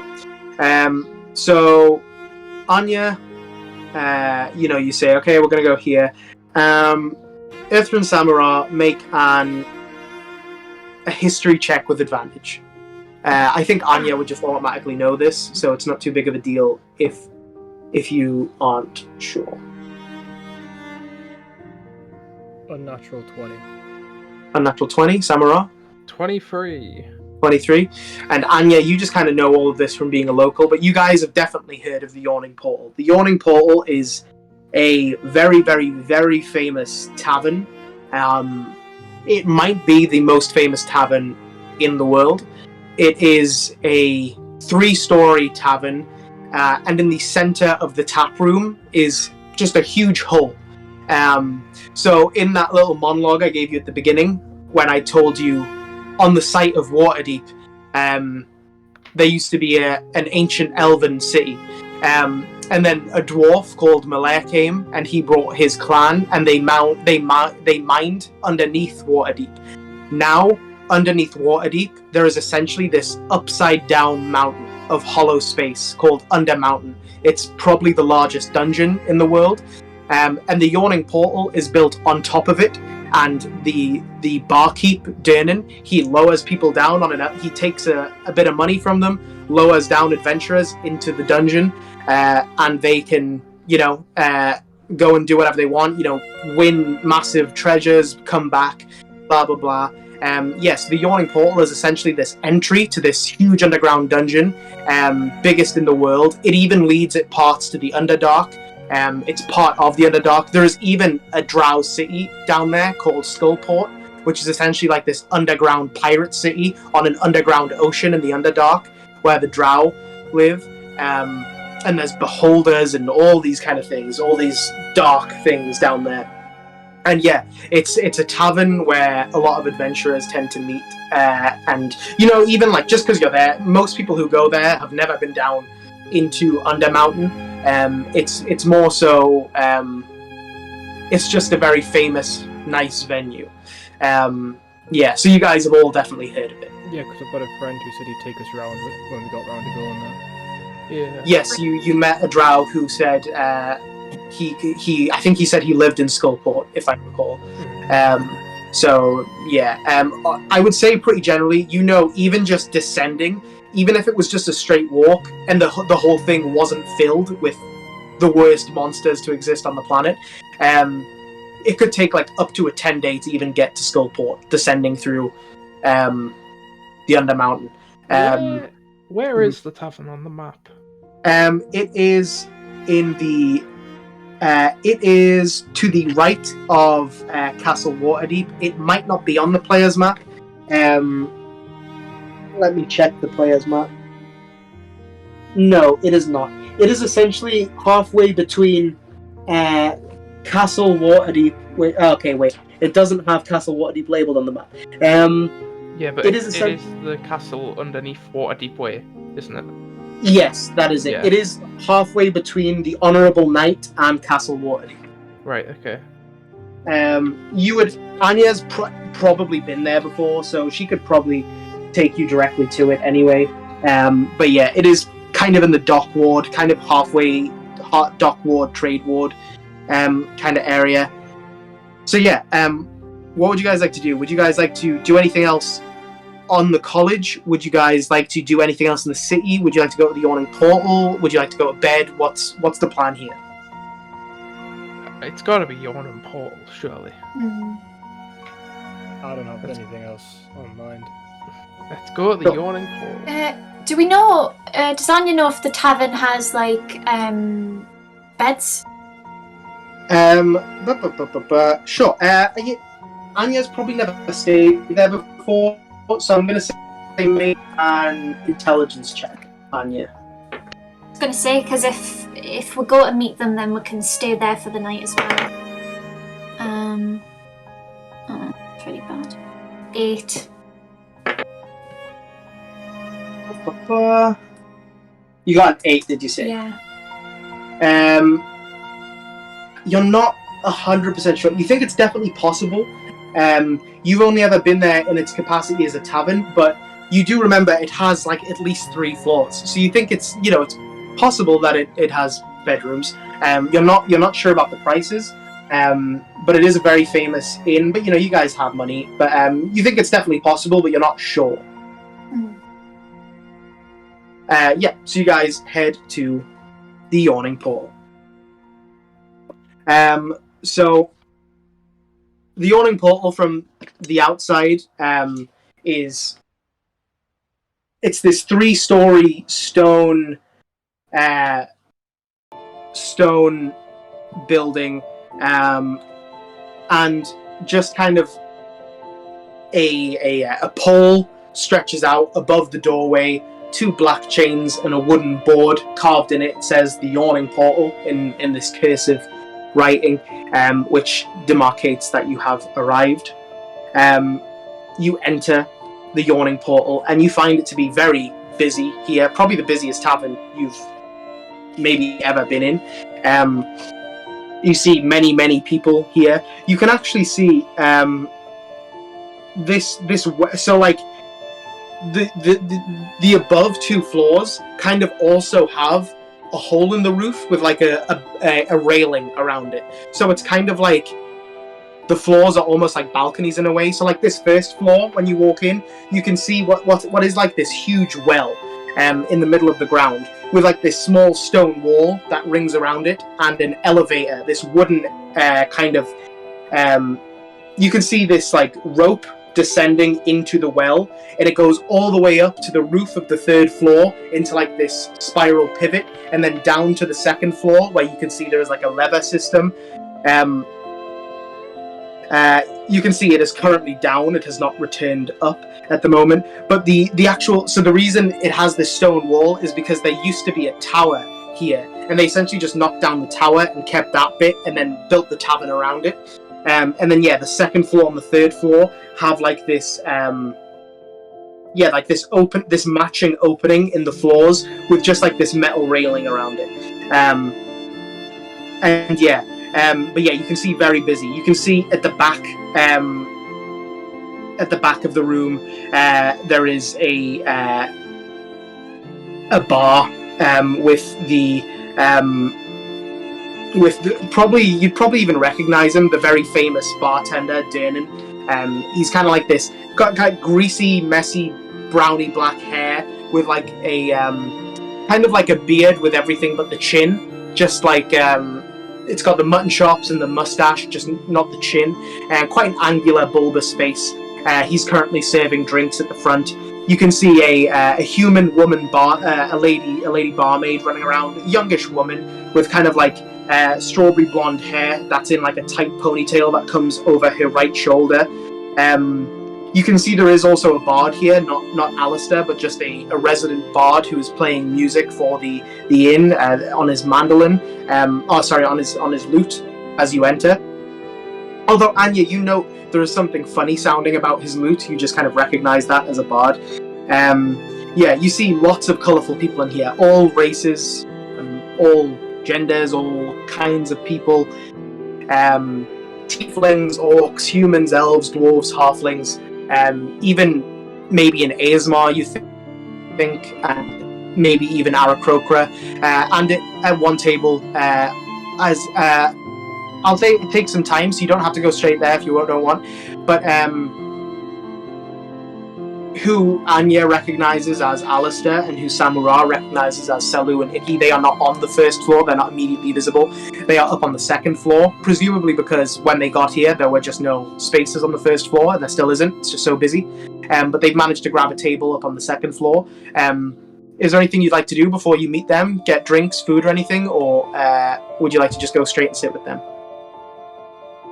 Straight up for me. I'm going to take my time. I'll let those 2 get what they have off their chest. I'll just kind of wander around a little bit. Sure. Oh, so yeah, obviously you don't know anyone they're going to meet. So if you kind of hang back a bit, are you maybe going to go to the bar? Or like look down the well or something? Are you just kind of like looking around? I'll go to the bar, but I'll kind of go in like high alert mode. So I'll be like, sure, eyes on everything kind of a... Yes, you kind of like back up against the bar, like back leaning against it, so you can see the full tap room around you, and you kind of occasionally glance up at the 2nd floor and the 3rd floor. You occasionally glance down at the elevator down into Undermountain. But yeah, so we'll cut to Anya and Samura. As you guys kind of head up the stairs, the stairwell. There are 2 sets of stairs. on the left side of the U-shaped room and on the right side of the U-shaped room, there are 2 spiraling staircases that go all the way up. So, you go up one of those to the 2nd floor, and you see Alistair, who is this, fairly handsome to average looking 21-year-old man, kind of scruffy, darkish blonde hair with kind of blondie brown stubble, wearing just kind of like light and dark blues and some whites, very clearly a bard. You see Salu, who is Samura's friend, this youngish boy, probably about like 17, 18, probably maybe 19, you can't super tell. He is from Port Nyanzaru in Chult, so he has quite dark skin, kind of imagining more Middle Eastern, like Egyptian kind of vibe in terms of his ethnicity. Salu Modi is his name, kind of curly black hair, not super long, quite short curly black hair. He is, and Samurai, you barely recognize him. Other than that, he seems to have packed on some body mass since you last seen him. He was always fairly scrappy, but he seems, in terms of D&D terms, he's looking kind of like a fighter, warrior kind of vibe at the moment. And Icky, who is unlike the male Aarakocra of Chult, so like the male Aarakocras from Chult are very like hyper colorful. The females are very monotone, browns, whites, blacks. Icky is I'm pretty sure brown, this kind of hazelnut brown with kind of a yellowing black beak, and kind of kindish eyes, but other than that, not super, not like hair and blah blah. She's kind of pretty much all this solid brown, except at the tips of her wings they get darker brown, and even like some speckling of white here and there, but far more monotone. And you can see there is a 4th individual with them. Icky is, in D&D terms, kind of like a ranger, and there is a 4th person with them, very barbarian-esque, wearing furs and hides. You can see what even looks like the white hide of like a polar bear or a white wolf, you're not sure. What might be like a fairly beautiful woman had she been raised differently, but she has quite a scarred face, not like ruined, but just like some scars over the eyes, a little bit over the mouth. Clearly she's been in a lot of fights. Samura and Anya, could you make a history check? 27. 27. And Anya? 14. 14. So Anya, you're not quite... You recognize her as some kind of barbarian in terms of her skills, but Samura, just based on your reading, you probably know she is a member of one of the Uthgard tribes that kind of roam around the Sword Coast area. They're pretty much restrained to the Sword Coast, although they do verge going a bit east of there into the Silver Marches as well. She's probably one of the Uthgard tribes. So the Uthgard tribes are kind of separated into different clans. You've got named for like different ones. You've got like the blue bear, the winged horse, the lion, things like that. You don't know which tribe she's from, but you think she's probably an Uthgard barbarian. And as you two approach, you don't get much of a reaction from her. She's just kind of drinking whatever she's drinking. But you see Alistair kind of goes to get up quickly as he's kind of like half drinking whatever he's got in his hand, and he kind of notices you approach, and he kind of gets up and he bangs his knee on the bottom of the table. He's like spits his drink out into his tankard as he sits back down. You see Salu gets up, kind of just gives you a curt look, Samurai, like a nod, as he grabs a stool and drags it over, and gives up his seat to... he was kind of sitting in an area, he was kind of taking up 2 seats in the booth, so Anya and Samurai, you can both slide in. And Icky does not look at you at all, Samurai. You get a cold vibe from Icky. But as you sit next to her, presumably, and Samurai, do you kind of force Anya to go before you, or do you sit next to Icky? I sit next to Icky. Cool. As your kind of feathers kind of bristle against each other, she kind of just like kind of angles her tankard into her beak, and as it like taps against the table, she very like not super quiet, not whispering, but just like quietly and quite monotonely says, "Good to see you." Yes, I'm sorry for my departure. It's been quite some time. You hear a screech as Selu rakes the stool along the ground as he sits at the end of the table. Alistair is like, Anya, it's good to see you. Hear you from interact with you more than through sending, I suppose. How have you been? And who is this? You must be Samura, I presume. Yes. I thought there was another one of you. He's not dead. Where's Jade? Jade is probably just like lurking around. Could Jade Actually, be so next to me? Yes. I think Jade would be with Urfa. Yes, this is just something different that I completely forgot about. We'll do that later. No. So you're Samurai. You're. I thought there was another one of you. He's just downstairs getting a drink. Solo type. I respect it. And then you hear the barbarian kind of like half with like some. You see, she has a plate of food as well. Looks to be a kind of essentially fish and chips, fried potato chips, and quipper fish. She's just kind of like rips off half of the quipper, and she's like, "When I found you in the woods, you nearly died. You are not the solo type." And Alistair's like, "Yes, well, me and Deela were the first to join up, and then we met Icky and Selu in Luskin, and we've been best of friends ever since." Icky's just kind of, you can see, Samurai, you've known Icky for a fairly long time. She's really doing a performance right now. She's really hamming it up. She's really just trying to make you feel sorry more than you think she's actually angry at you.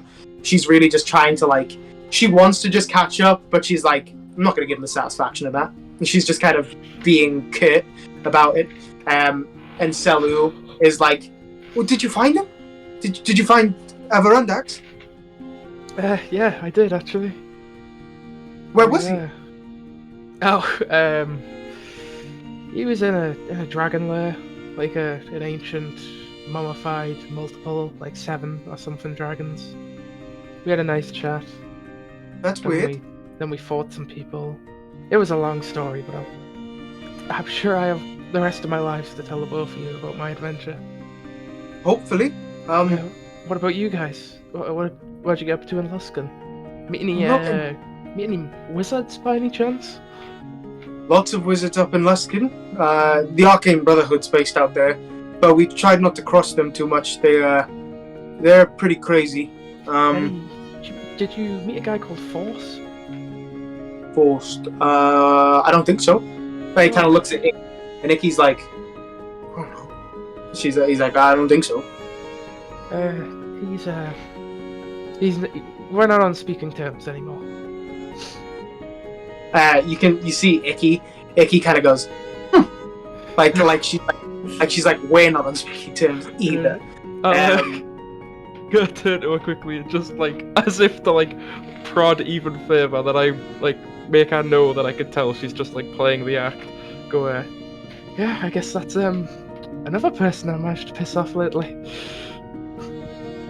Silver's like, she's been in a bad mood since we left Luskin. Isn't that right? And she's like, she just doesn't really react. She just kind of looks towards the wall. She's been in a bad mood since we left Luskin. I don't think we've done anything exciting as you've done. No mummified dragons. Mainly mercenary work. We did get in a lot of trouble with some artifact jobs we were doing, but we handled that. We just dropped it off here in Waterdeep and everything was fine. Mostly just mercenary work. I mean, I thought it was more exciting until you told us what you'd been up to, but yours sounds more exciting. I'm sure it's no competition. What was the artifact, if you don't mind me asking? And do you know who you I dropped don't it off know. to? I think. Well, I mean, it did really interest me. I think. Was it you or was it Alistair? And Alistair's like drinking some of the froth from his ale. He's like, Icky got us that one. Icky's like, yes, I was the one that arranged the artifact contract. Our highest paying job, I'll add. I'm the only one that knows what the artifact was. She kind of says that in a very like, she says that like, I'm the only one that knows what the artifact was, and she like looks right at you, Samura, in a way to be like, aren't I impressive? And then she realizes she doesn't want to look like she wants your approval, and then she looks away like, fuck you. like you asked her. She's like, I was the one that did the artifact job. And then she like looks at you angrily and looks away. Oh, I've got this. This could be great. Could I, kinda, you know my Ioun stone, which is like flying around me? Mm-hmm. Instead of it flying around my head, can I like put my hand and like make it like as if it's like hovering above my hand and kind of like move it around in front of me over to the other hand and like towards that, assure it while going like, well, I'm greatly impressed. I mean, when I left, the best we did. Well, you hunted, I kind of watched. It seems we've both moved into wonderful lives, and just like showing off the Ioun stone practically, and then put it back. Greener pastures. And she slams a box onto the table, and then she looks at Selu. And Selu misspoke. We haven't even dropped it off yet, and we haven't been paid. Well, And you see this box, about yay big. She kind of puts on the table. Wooden box. Do you mind if I have a look at it, see what it is? The whole point of a lead-lined box is so no one can see inside of it. Wait. That's why I asked. I mean, Well, the answer's Why? no, Samura. Oh, no. that'll be a great key. But that's for It- another it day, would- I guess. Was that a pun? I don't understand. You said that weirdly. Is there a key in that box? I don't know if the key was in the box, how would I unlock it? There can be a key for the box and another key in the box. Why would I keep a key in a keyed box? If you knew what the key did, you'd know exactly why you kept the key in a box. And she kind of takes it off the table. It's a wand. But you don't need to know that. And she looks at everyone when she says that. Okay. I won't push. I'll just give her like a cheeky smile. Selu kind of, So, why did you want to meet us at your college? What was the problem? Well, you see, we kind of went to the college in hopes of finding a legendary item that was in desperate need.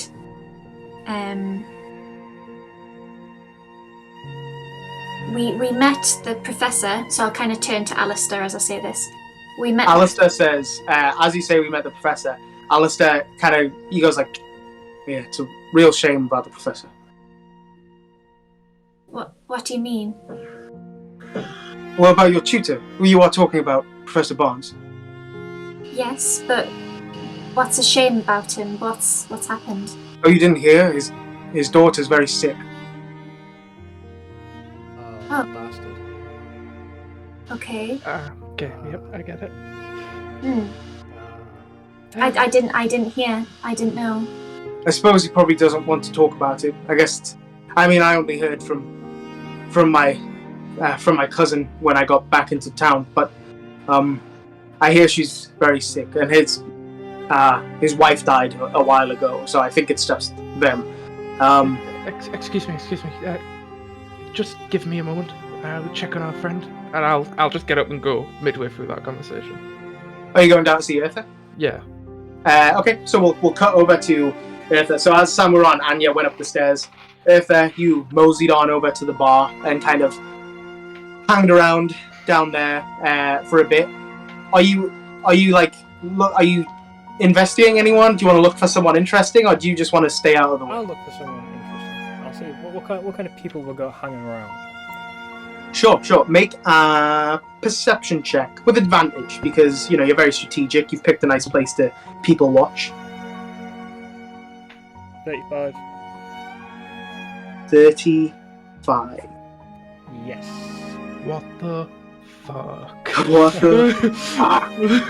I picked expertise. I've already got max in it from that. I then got the plus, I think it's 5 from observation. Can't wait for a day where you have a bad perception. I've got a bad persuasion. That was on about No, I don't. I've got a plus 7. Yeah, fuck off. Arthur, Yes. you actually see someone you recognize, and for a moment you are thinking, why do I recognize that guy? Like, I don't think I've ever met him. Why do I recognize him? Why does he stand out? Why? Because he's a very, not even that interesting looking a man, really.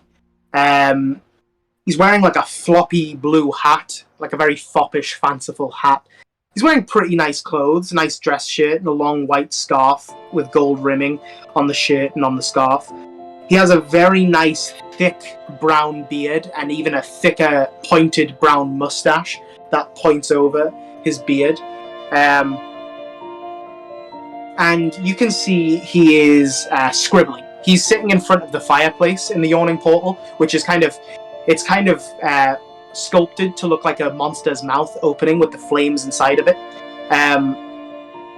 And you see scribbling in this notebook. You can see his quill is wobbling like so much because he's scribbling. And then he slams a book down and he's sitting at a table. You notice that people are vying for seats in here. It's very popular.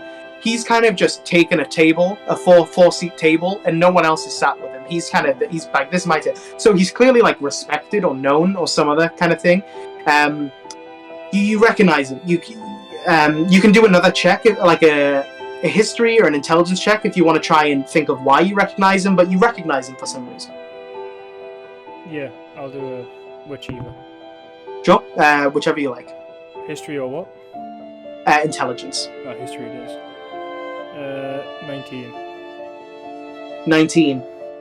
You lean back against the bar and you're like, who is that guy? I really recognize him. And it's only when you're like, you zoom out from him and more focus on what he's doing, you realize this is Volothamp Gadam, also known as Volo, a very prominent author. Most recently, he re-released his famous book Volo's Guide to Monsters, which kind of covers a lot of beasts you might encounter in the world. A lot of the more monstrous, less common ones, and you recognize he is the very famous author Volo. And as you kind of have that realization, you hear from behind you the barkeep, Dernan, kind of lean on the wood. We're gonna get you. What you got? You want the house ale? Before you get that, will I be able to pay normal money, or will I have to use more Davian money? He kind of looks around. Where you from? Luthcheck. No, I'm not. Am I? Here you are. Yeah. Yeah. Yeah. Long way away, Luthcheck. Yeah, I know. Right. Well, house ale is Shadow Dark Ale.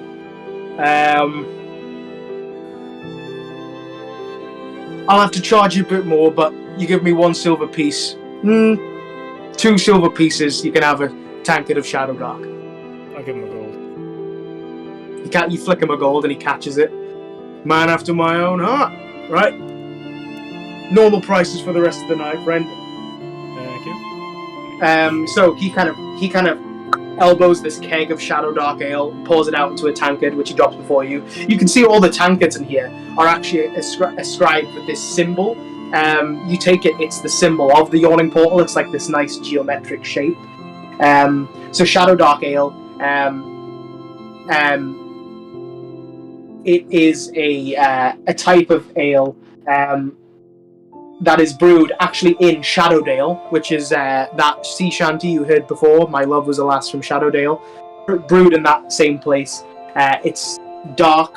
It's like this dark brown, cloudy, bubbling appearance, and the foam, the large foamy head, is quite yellow rather than like a white. And yeah, he's like, "Are you hungry, or you just here to drink?" Just drink at the moment, I think. No worries. Well, See. fish and chips are the house meal, so if you want a quipper and chips, just let me know. Alright. Thank you. Have a good one. So, you have a tankard of Shadowdark Ale. What would you like to do? I want to look around a bit more, because I know Volo is incredible. Yeah. But I feel like I'm not kind of like... You're not worthy of his presence. I'm not worthy enough to talk to him. No. Make a perception check. And if you want, if you'd like to, you can try and specify something that you're looking for, or you can just look in general if you like. Someone shady. Someone shady. I got Okay. 19 plus, not plus, so 30 something. Nearly 40. If that helps. 30 something. High 30s. You see a woman sitting at like a public table, just like actually no, she's probably standing up by the bar. You can see she is cloaked. The only reason she looks shady is because you can't really make out much about her. She very much looks like she's trying to hide her physical appearance. Maybe not her physical appearance, but she looks like she's trying to hide her identity, I'll say.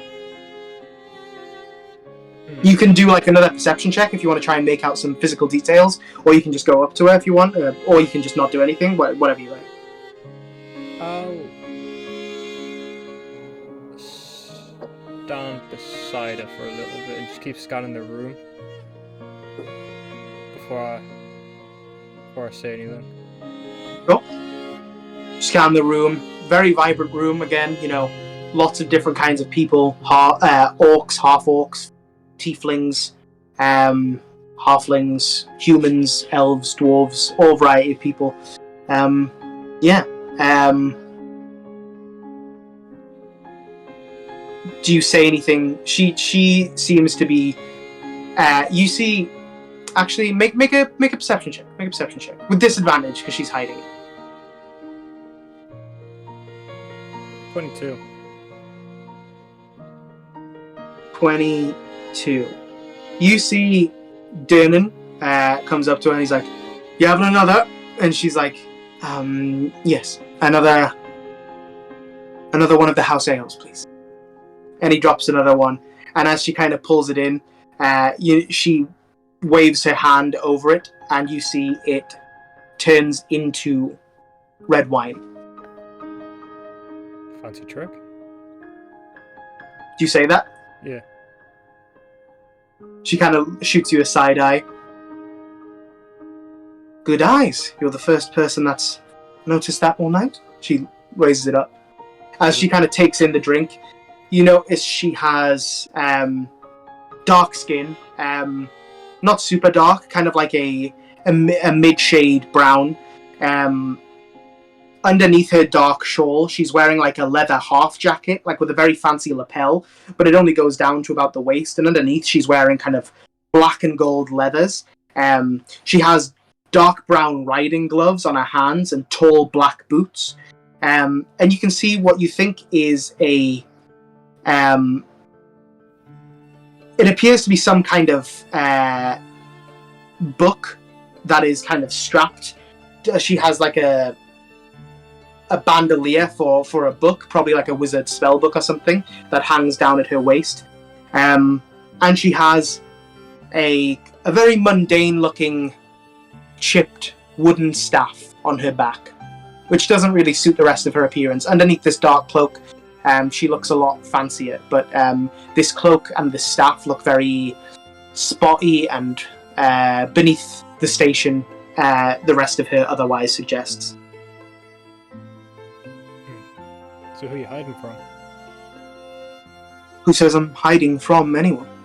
The fact you're covered yourself up. You've got fancy clothes underneath, but choosing to wield a rugged stick on your back to throw people off to think that you don't have the money you do.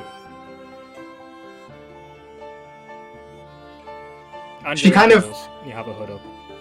She pulls her hood back a little bit so you can see more of her face.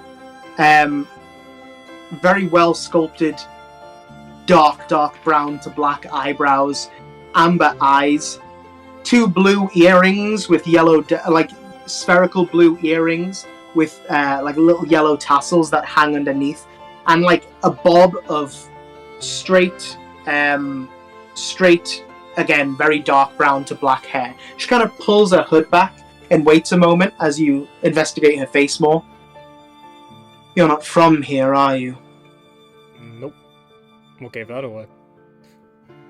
Well, you're not asking for my autograph for a start. Should I? Pardon? Should I? If I just found someone else famous. Depends what you're interested in, I suppose. Where are you from? Let's check. Do you know who this is? No, I just imagined if she'd got it depends on who you're interested in, and you just went, women. It would have been really funny. It would have been really funny. Hysterical. Let's check. That is very far away. And then Damon's like, "It's what I said," as he slams a tankard underneath the counter as he's cleaning up.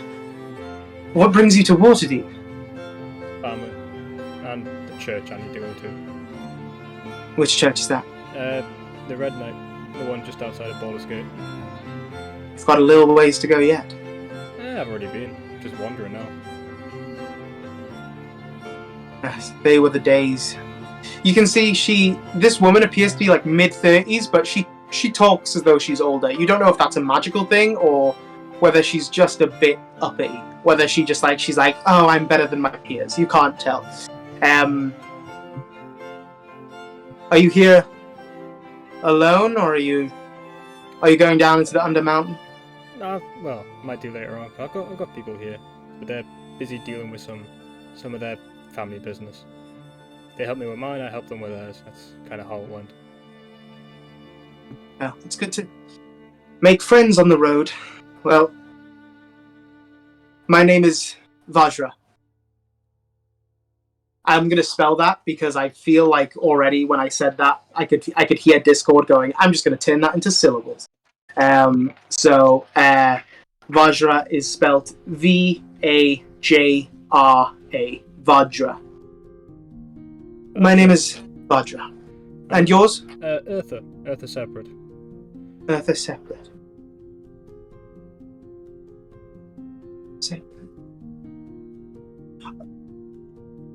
Is your brother Ramas? Well, shit. Yeah. I take it that's a yes. Well, I knew Ramas very briefly in passing. I didn't know he had a brother. He has a younger sister too. No. Well, there are plenty of you. Unfortunately. Are you planning on seeing him anytime soon? Yes. Yeah, I think so. Just tell him Vajra's sorry. It sends her condolences. I think I know what that's about. He He's getting married, I know. It's a shame. No, he's getting married. He doesn't want to, but stuff happens and... You see she looks lost in thought for a moment. It's not who you think it is. Well, no, Yeah. The reason I'm not sure how close you and your brother are, but him and his cohorts were doing a job for me when a woman I had assumed to be his lover perished. They were fighting a dragon on my behalf. and I've always felt a little bit of guilt over that.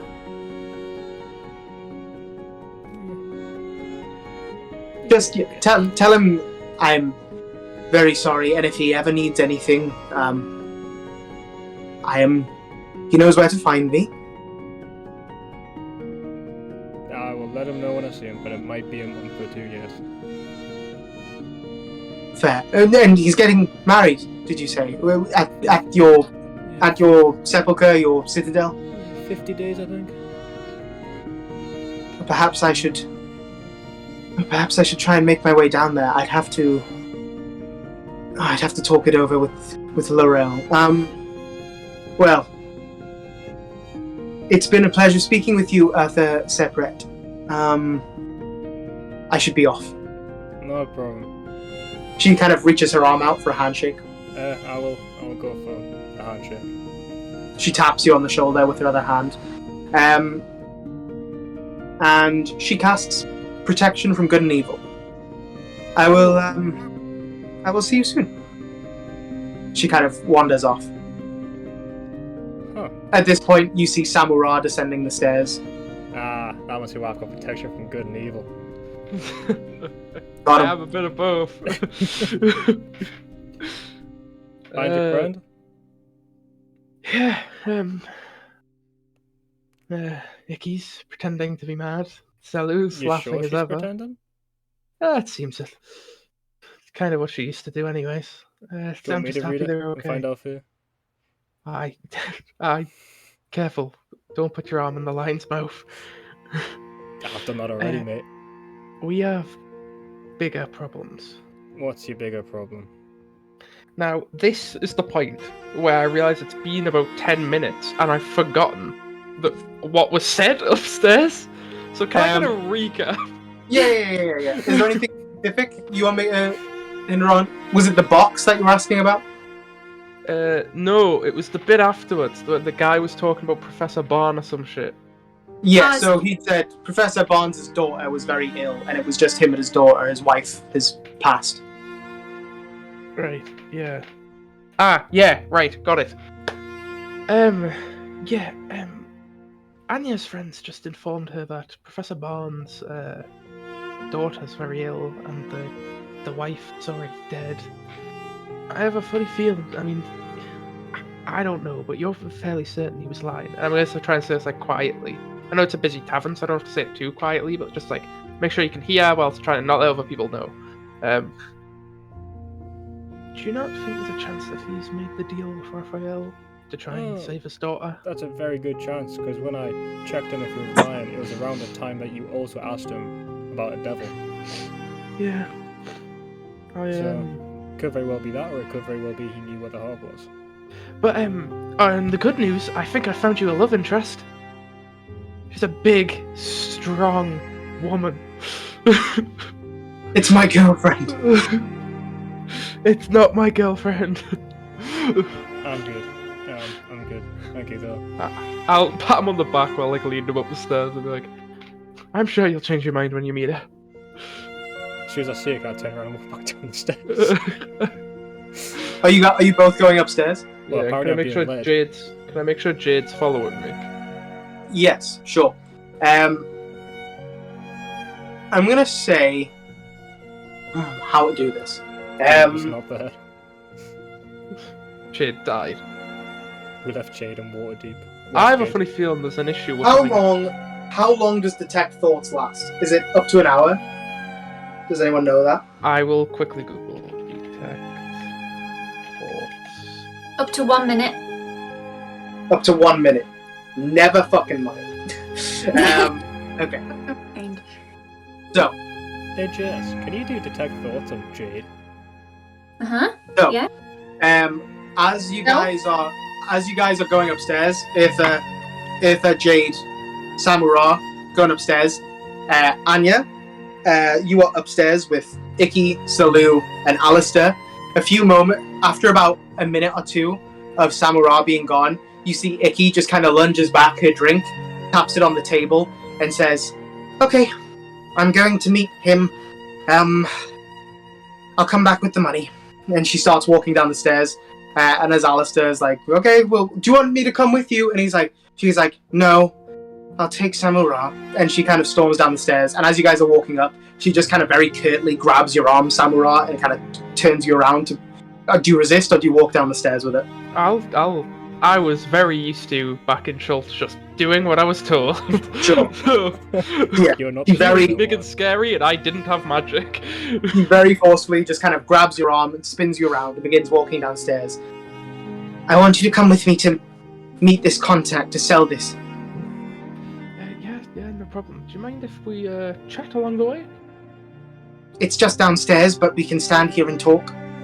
Oh, I mean, if it's just downstairs, we may as well get it out the way. I thought we'd be, walking somewhere with a bit of distance. We can go for a walk if you'd like afterwards. Yeah, sure. Sounds great.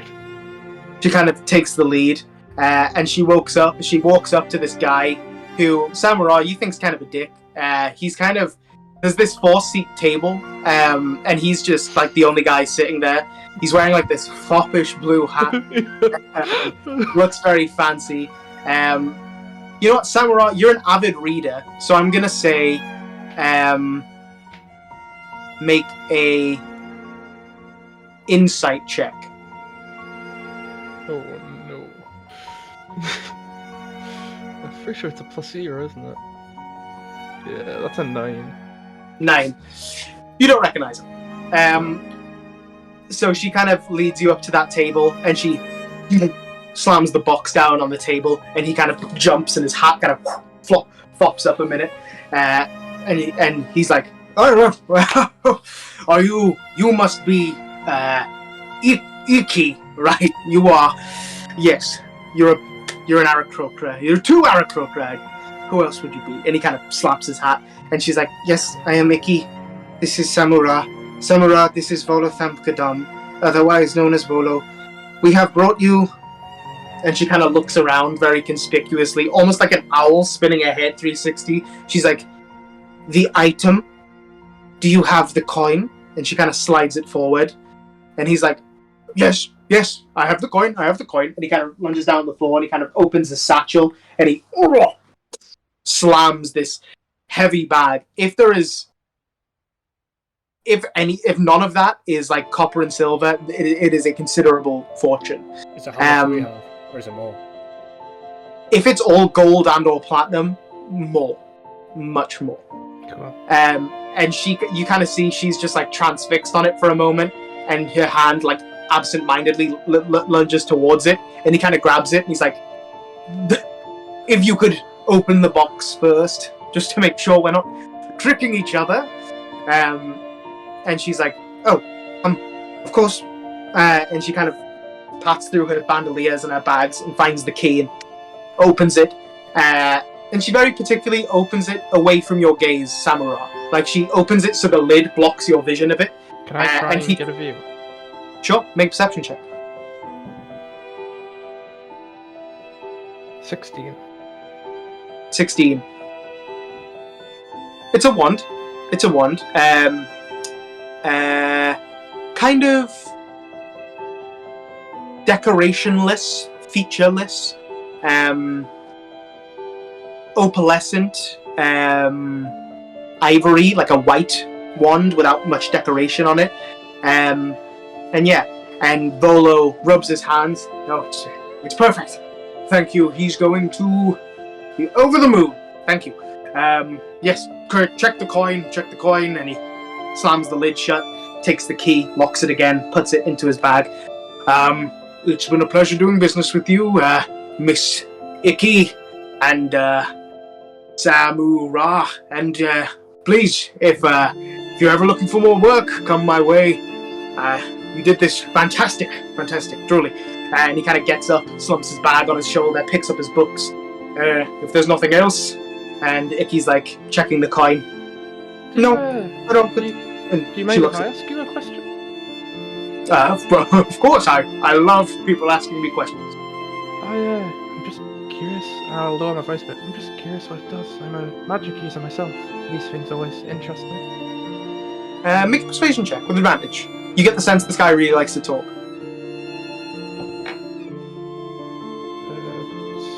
17.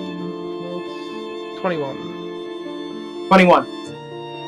I don't actually know. It's not for me. It's a present. It used to belong to a friend of mine, very famous wizard. You might have heard of him. Elminster, very famous. You've definitely heard of Elminster. He's kind of like the Gandalf Dumbledore of this world. Like, if you think magic, Elminster is kind of the wizard. Mordenkainen is another very famous wizard, but he's not technically from here. He's from another world called Oerth. But in terms of famous wizards from Tyrell, Elminster definitely takes the cake. Imagine pretty much Gandalf, but instead of grey clothes and a grey hat, red clothes and a red hat, and you're pretty much there. You may have heard of him. This is just a gift for a friend. I don't really have any idea what it does. And he kind of taps his bag. But it used to belong to him, and he's been looking for it for a while. And I'm looking to ingratiate myself. So that's that. Fair enough. Thank you. And anytime. And he kind of he's like, oh, I've been terribly rude. Do either of you want an autograph or anything? And Icky's like, no, we are okay.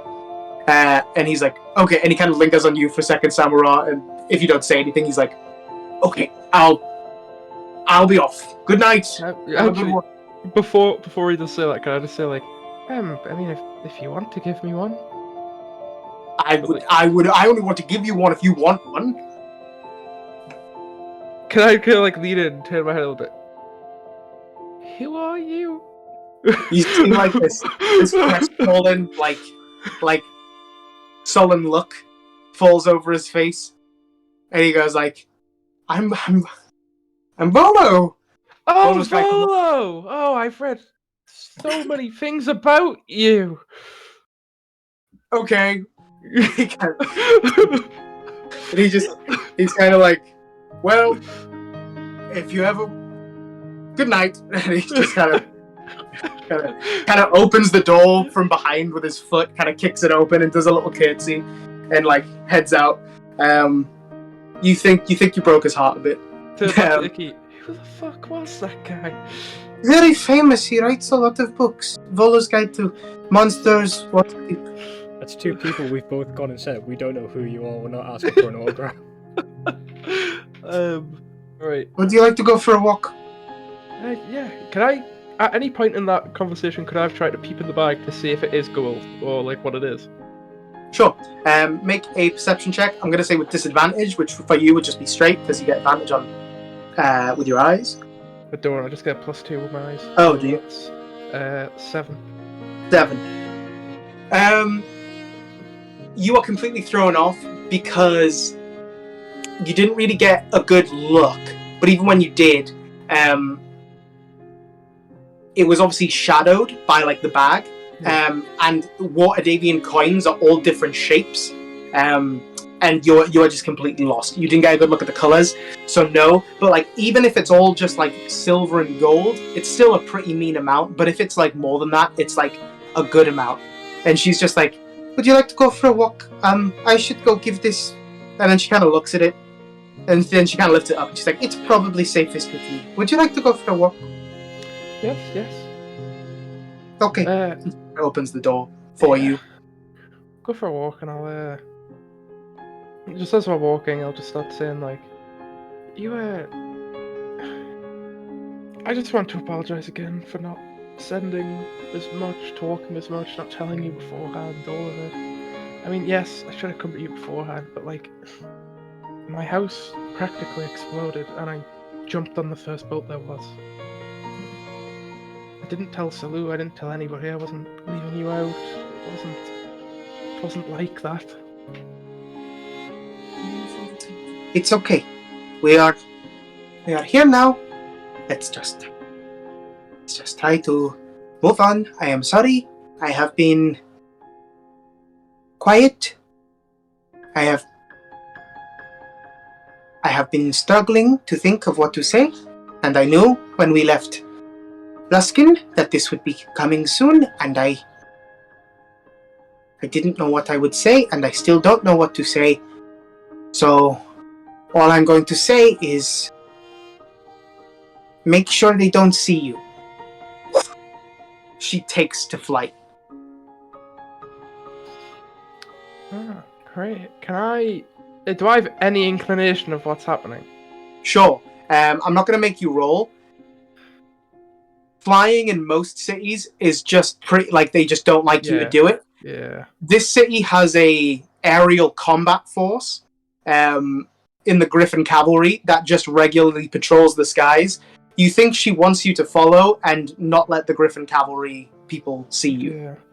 I will attempt to do so. Sure, make a stealth check.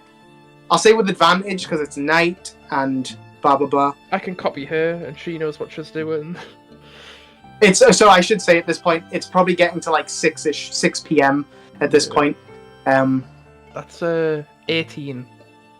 18. Okay, so you take off afterwards a few moments later, and like before you've taken off, you notice she like cranes her head to see if you're following, and you take off after. She's flying up. She's trailing up the side, the side of the mountain, you see she's flying up, like staying close to the side of Mount Waterdeep, and going up, following up the side, she seems to be going towards the Griffin statue, until she kind of uses the side of the mountain to rebuff, and now she seems to want to get over the Griffin Cavalry, so she could fly above them and head towards the Hawkman statue. Obviously being an Aarakocra, like the two of you. So yeah, you guys, Icky and Samara, take off towards the Hawkman statue, kind of evading the Griffin Cavalry by trailing up the mountainside and then diving off above them to descend on top of the Hawkman. Cutting back to the rest of you guys, so Eartha, with Jade, Alistair, Dalu, and Deela, which is the barbarian lady. You guys are all... so Eartha, as you get to the top of the stairs, you see Anya with a table of people you don't know, and you're with Jade. What would you like to do? Would you like to approach and sit with them, or...? I'm gonna look straight at Anya, look straight at Jade, and then go to Jade. What do we do? Jade goes... Great hell. You first. I'll let Jade. You see, she as you go, great help, she like looks down and she goes like, she puts her hand on the mace and goes like, I can't do that here. she walks towards Anya. I'm gonna stand there, kind of puzzled for a little bit. Mm-hmm. That's why he's not gonna do that. She is not. And then I'll shake my head and just walk over. Sure. So you sit with Anya. You see Jade kind of moseys into the booth next to Alistair, and there is a free seat next to Anya. So there is Deela, Alistair, Jade, Salu at the end, and then Anya, and a space for you where you can mosey in if you'd like to sit. And yeah, Alistair is like, "Oh, you must be the other one. You're Eartha, right?" Yes, and Pleasure to meet you. I'm Alistair.